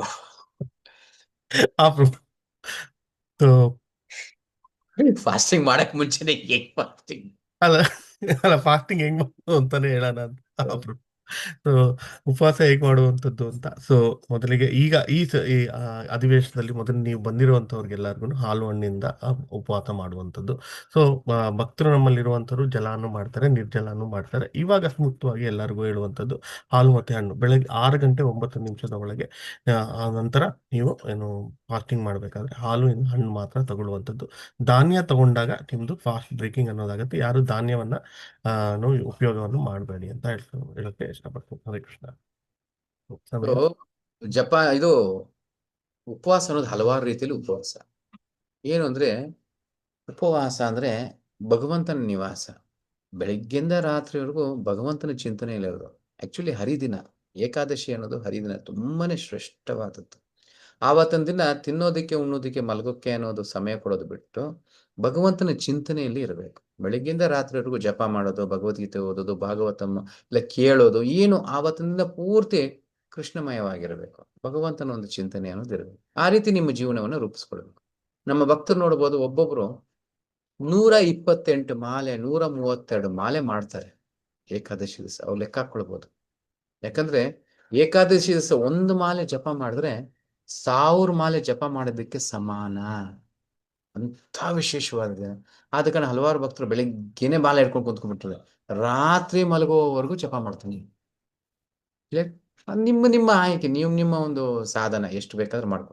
1 ಮಾಡೋರು 2, 2 ಮಾಡೋರು 4 ಹಂಗೆ. ಆದ್ರೆ ಆಕ್ಚುಲಿ ರೆಕಮೆಂಡೇಶನ್ ಅಂದ್ರೆ ಏಕಾದಶಿ ದಿವಸ ಡಬಲ್ ಮಾಡಬೇಕು. 1 ಮಾಡೋರು 2 ಮಾಡಬೇಕು, 16 ಮಾಡೋರು 32 ಮಾಡಬೇಕು. ಆ ರೀತಿ ಡಬಲ್ ಮಾಡ್ಕೊಳ್ಬೇಕು. ಮತ್ತೆ ಆದಷ್ಟು 24 ಗಂಟೆ ಭಗವಂತನ ಚಿಂತನೆ ಇರಬೇಕು. ಅದಕ್ಕೆ ಹೆಚ್ಚಿಗೆ ಉಪವಾಸ ಇರಬೇಕು, ತಿನ್ನದೇ ಏನು ಹಂಗ ಆಯಾಸದಿಂದ ಮಲ್ಕೊಂಡ್ಬಿಡ್ತೀನಿ ಹಂಗಲ್ಲ. ಹೆಚ್ಚಿಗೆ ಭಗವಂತನ ಚಿಂತನೆ ಇರಬೇಕು. ಇನ್ನೊಂದು ಮೊದಲು ಆಗಿರೋದ್ರಿಂದ ಎಲ್ಲರನ್ನು ನಿರ್ಜಲ ರೆಕಮೆಂಡ್ ಮಾಡೋದಿಲ್ಲ. ಹಣ್ಣು ಹಾಲು ತಗೊಂಡೇ ಮಾಡಬೇಕು. ಎಷ್ಟು ತಗೊಳ್ಬೇಕು, ಎಷ್ಟು ಬೇಕಾದ್ರೂ ತಗೊಳ್ಬೋದು. ಎಷ್ಟೊತ್ತು ಬೇಕಾದ್ರೂ ತಗೊಳ್ಬೋದು. 10 ಬಾರಿ ತಿನ್ಬೇಕು ಅಂದ್ರೂ ಓಕೆ. ಅವತ್ತಿನ ದಿವಸ ಧಾನ್ಯ ಮಾತ್ರ ನಿಷೇಧ. ಎಲ್ಲಾ ರೀತಿಯ ಪಾಪಗಳು ಏಕಾದಶಿ ದಿವಸ ಧಾನ್ಯದಲ್ಲಿರುತ್ತೆ. ಆದ ಕಾರಣ ಧಾನ್ಯವನ್ನ ಸ್ವೀಕಾರ ಮಾಡೋದು. ಇನ್ ಕೆಲವರು ಹೇಳ್ತಾರೆ ಧಾನ್ಯವನ್ನ ಪುಡಿ ಮಾಡ್ಬಿಡ್ಬೋದು, ಒಡೆದಾಕ್ಬಿಡ್ಬೋದು, ಆದ ಕಾರಣ ಉಪ್ಪಿಟ್ಟು ತಿನ್ಬಿಡ್ಬೋದು, ಚಪಾತಿ ತಿನ್ಬೋದು. ಇಲ್ಲ, ಧಾನ್ಯ ಯಾವ ರೂಪದಲ್ಲಿದ್ರೂ ಧಾನ್ಯನೇ, ಅದು ಮುರಿದೋಗುತ್ತೆ. ಆದ ಕಾರಣ ಯಾವುದೇ ಕಾರಣಕ್ಕೂ ಧಾನ್ಯ ತಿನ್ನೋಂಗಿಲ್ಲ. ಹಾಲು ಹಣ್ಣು ಮಾತ್ರ ತಗೊಳ್ಳಿ. ಆರೋಗ್ಯನೂ ಚೆನ್ನಾಗಿರುತ್ತೆ, ನಿಮ್ಮ ಮನಸ್ಸು ಚೆನ್ನಾಗಿರುತ್ತೆ, ಕೃಷ್ಣನಿಗೂ ತೃಪ್ತಿಯಾಗುತ್ತೆ. ಈ ರೀತಿಯಾಗಿ ಮಾಡಿ ಮಾರನೇ ದಿವಸ ಈ ಸಮಯಕ್ಕೆ ನೈವೇದ್ಯ ಏನಾದ್ರೂ ಒಂಚೂರು, ಇನ್ನು ನೀವು ಹಂತಕ್ಕೆ ಬಂದಿಲ್ಲ ಬಟ್ ಸ್ಟಿಲ್ ಯಾವುದೋ ಒಂದು ಸಿಹಿ ಅವಲಕ್ಕಿನೋ ಯಾವುದೋ ಒಂದು ನೈವೇದ್ಯ ಅಂತ ಮಾಡಿ ಭಗವಂತನಿಗೆ. ಆ ನೈವೇದ್ಯ ಮಾಡಿರೋ ಪ್ರಸಾದದಿಂದ 7 ಗಂಟೆಯಿಂದ 10 ಗಂಟೆ ಈ ಸಮಯದಲ್ಲಿ ಪ್ರಸಾದ ತಗೊಂಡು ಮುರಿಬೇಕು. ಆವಾಗ ಒಂದು ವ್ರತ, ಏಕಾದಶಿ ವ್ರತ ಅನ್ನೋದು ಪರಿಪೂರ್ಣಗೊಳ್ಳುತ್ತೆ. ನಂತರ ನಾಳೆ 2 ಸಾಧನಾ ರಿಪೋರ್ಟ್ ಅನ್ನೋದು ಬರುತ್ತೆ. ಏಕಾದಶಿದು ಅಂತ ಒಂದು ಸ್ಪೆಷಲ್ ಆಗಿ ಬರುತ್ತೆ. ಸೊ ಅದರಲ್ಲಿ ನೀವು ಎಷ್ಟು ಮಾಲೆ ಮಾಡಿದ್ದೀರಾ, ಇದು ಏಕಾದಶಿ ಮಾಡಿದ್ದೀರಾ, ಯಾವ ರೀತಿ, ಅದರಲ್ಲಿ ಹಾಲು ಹಣ್ಣು ಮಾತ್ರನೇ ಇರುತ್ತೆ, ಸೆಲೆಕ್ಟ್ ಮಾಡ್ಬೇಕು. ಅಲ್ಲಿರುತ್ತೆ ನಿರ್ಜಲ್ ಇರುತ್ತೆ, ಅದು ನಮ್ಮ ಬೇರೆ ಭಕ್ತರಿಗೆಲ್ಲ ಇರುತ್ತೆ. ನಿಮಗೆ ಬರೀ ಹಾಲು ಹಣ್ಣುನೇ ಸೆಲೆಕ್ಟ್ ಮಾಡ್ಕೊಳ್ಬೇಕು. ಸೊ ಎಷ್ಟು ಮಾಲೆ ಜಪ ಮಾಡಿದ್ದೀರಾ ಅನ್ನೋದನ್ನ ಓಕೆ. ಎಷ್ಟು ಬೇರೆ ಏನಿದೆ ಪ್ರಭಾ? ಅದೊಂದು ಏಕಾದಶಿಗೆ ದಯವಿಟ್ಟು ಎಲ್ಲರೂ ಕ್ವಿಜ್ ಅನ್ನೋದನ್ನ ಅಟೆಂಡ್ ಮಾಡಿ. ಸೊ ಇವತ್ತು ಭಾನುವಾರ ಅಂತ ಎಲ್ಲರೂ ರಜಾವನ್ನು ತಗೊಂಡಿದ್ದಾರೆ. ಅದೇ ಪ್ರಭುಗಳು ಹೇಳಿದ್ರಲ್ಲ, ನಮ್ಮ ಮನಸ್ಸಿನ ನಿಯಂತ್ರಣ. ಅದೇನು ಭಾನುವಾರ ಅಂದ್ರೆ ಎಲ್ಲದಕ್ಕೂ ಅಂದ್ರೆ ಆಧ್ಯಾತ್ಮಿಕಕ್ಕೂ ರಜೆ ಬಂದ್ಬಿಟ್ಟಿರುತ್ತೆ. ಹೌದು ಪ್ರಭು. ಪ್ರತಿಯೊಬ್ಬರು ಸೋಂಬೇರಿತನ ಅನ್ನೋದು ಇಲ್ಲಿ ಕಾಣಿಸ್ತಾ ಇರುತ್ತೆ. ಇನ್ನು ಎದ್ದಿರಲ್ಲ ಅವರು. ಅಯ್ಯೋ ಸಿಗೋದೇ ಒಂದು ದಿವಸ ನಮಗೆ ಸ್ವಾಮಿ, ಉದ್ಧಾರ ಆಗೋದಕ್ಕೆ ಸಿಗೋದು ಒಂದು ದಿವಸ. ಕರೆಕ್ಟಾ? ಇನ್ನು ಮಲಗೇ ಇರ್ತಾರೆ. ಏನೋ ಜೀವನ ಹಂಗ ಆಗ್ಬಿಟ್ಟಿದೆ. ಓಕೆ ಸರಿ, ಪ್ರಶ್ನೆಗಳು ತಗೊಳ್ಳೋಣ. ರಂಗನಾಥ್ ಪ್ರಭು.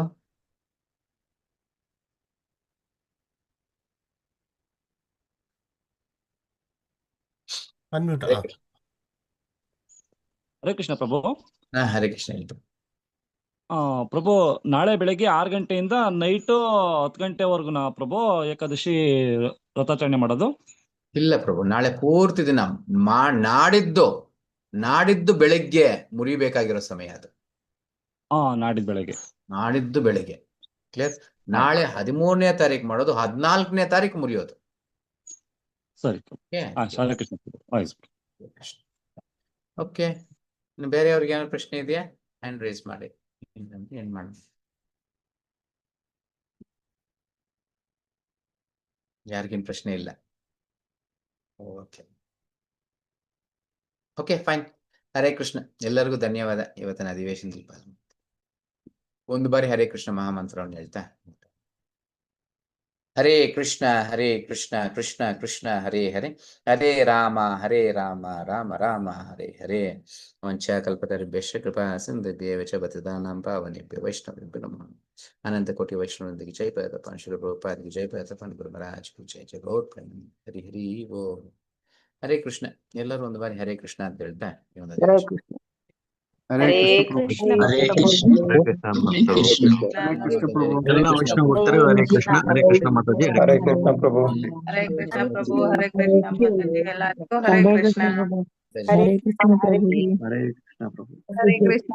ಹರೇ ಕೃಷ್ಣ ಪ್ರಭು. ಹರೇ ಕೃಷ್ಣ ಮಾತಾಜಿ ಎಲ್ಲರಿಗೂ ಹರೇ ಕೃಷ್ಣ. ಹರೇ ಕೃಷ್ಣ ಪ್ರಭು ಧನ್ಯವಾದಗಳು. ಹರೇ ಕೃಷ್ಣ ಪ್ರಭು ಹರೇ ಕೃಷ್ಣ ಮಾತಾಜಿ ಧನ್ಯವಾದ. ಜಯ ಹರೇ ಹರೇ ಕೃಷ್ಣ ಮಾತಾಜಿ ಹರೇ ಕೃಷ್ಣ ಪ್ರಭು ಎಲ್ಲರಿಗೂ ಹರೇ ಕೃಷ್ಣ. ಹರೇ ಕೃಷ್ಣ ಗುರುಜಿ. ಹರೇ ಕೃಷ್ಣ. ಹರೇ ಕೃಷ್ಣ ಹರೇ ಕೃಷ್ಣ ಎಲ್ಲರಿಗೂ ಹರೇ ಕೃಷ್ಣ ಧನ್ಯವಾದಗಳು ಪ್ರಭು. ಹರೇ ಕೃಷ್ಣ ನಿಮ್ಮೆಲ್ಲರಿಗೂ ಈ ದಿನ ಶುಭವಾಗಿರ್ಲಿ ಅಂತ ಕೇಳ್ಕೊಂತ ಈ ಅಧಿವೇಶನ ಹರೇ ಕೃಷ್ಣ ಧನ್ಯವಾದಗಳು ಎಲ್ಲರಿಗೂ ಧನ್ಯವಾದಗಳು.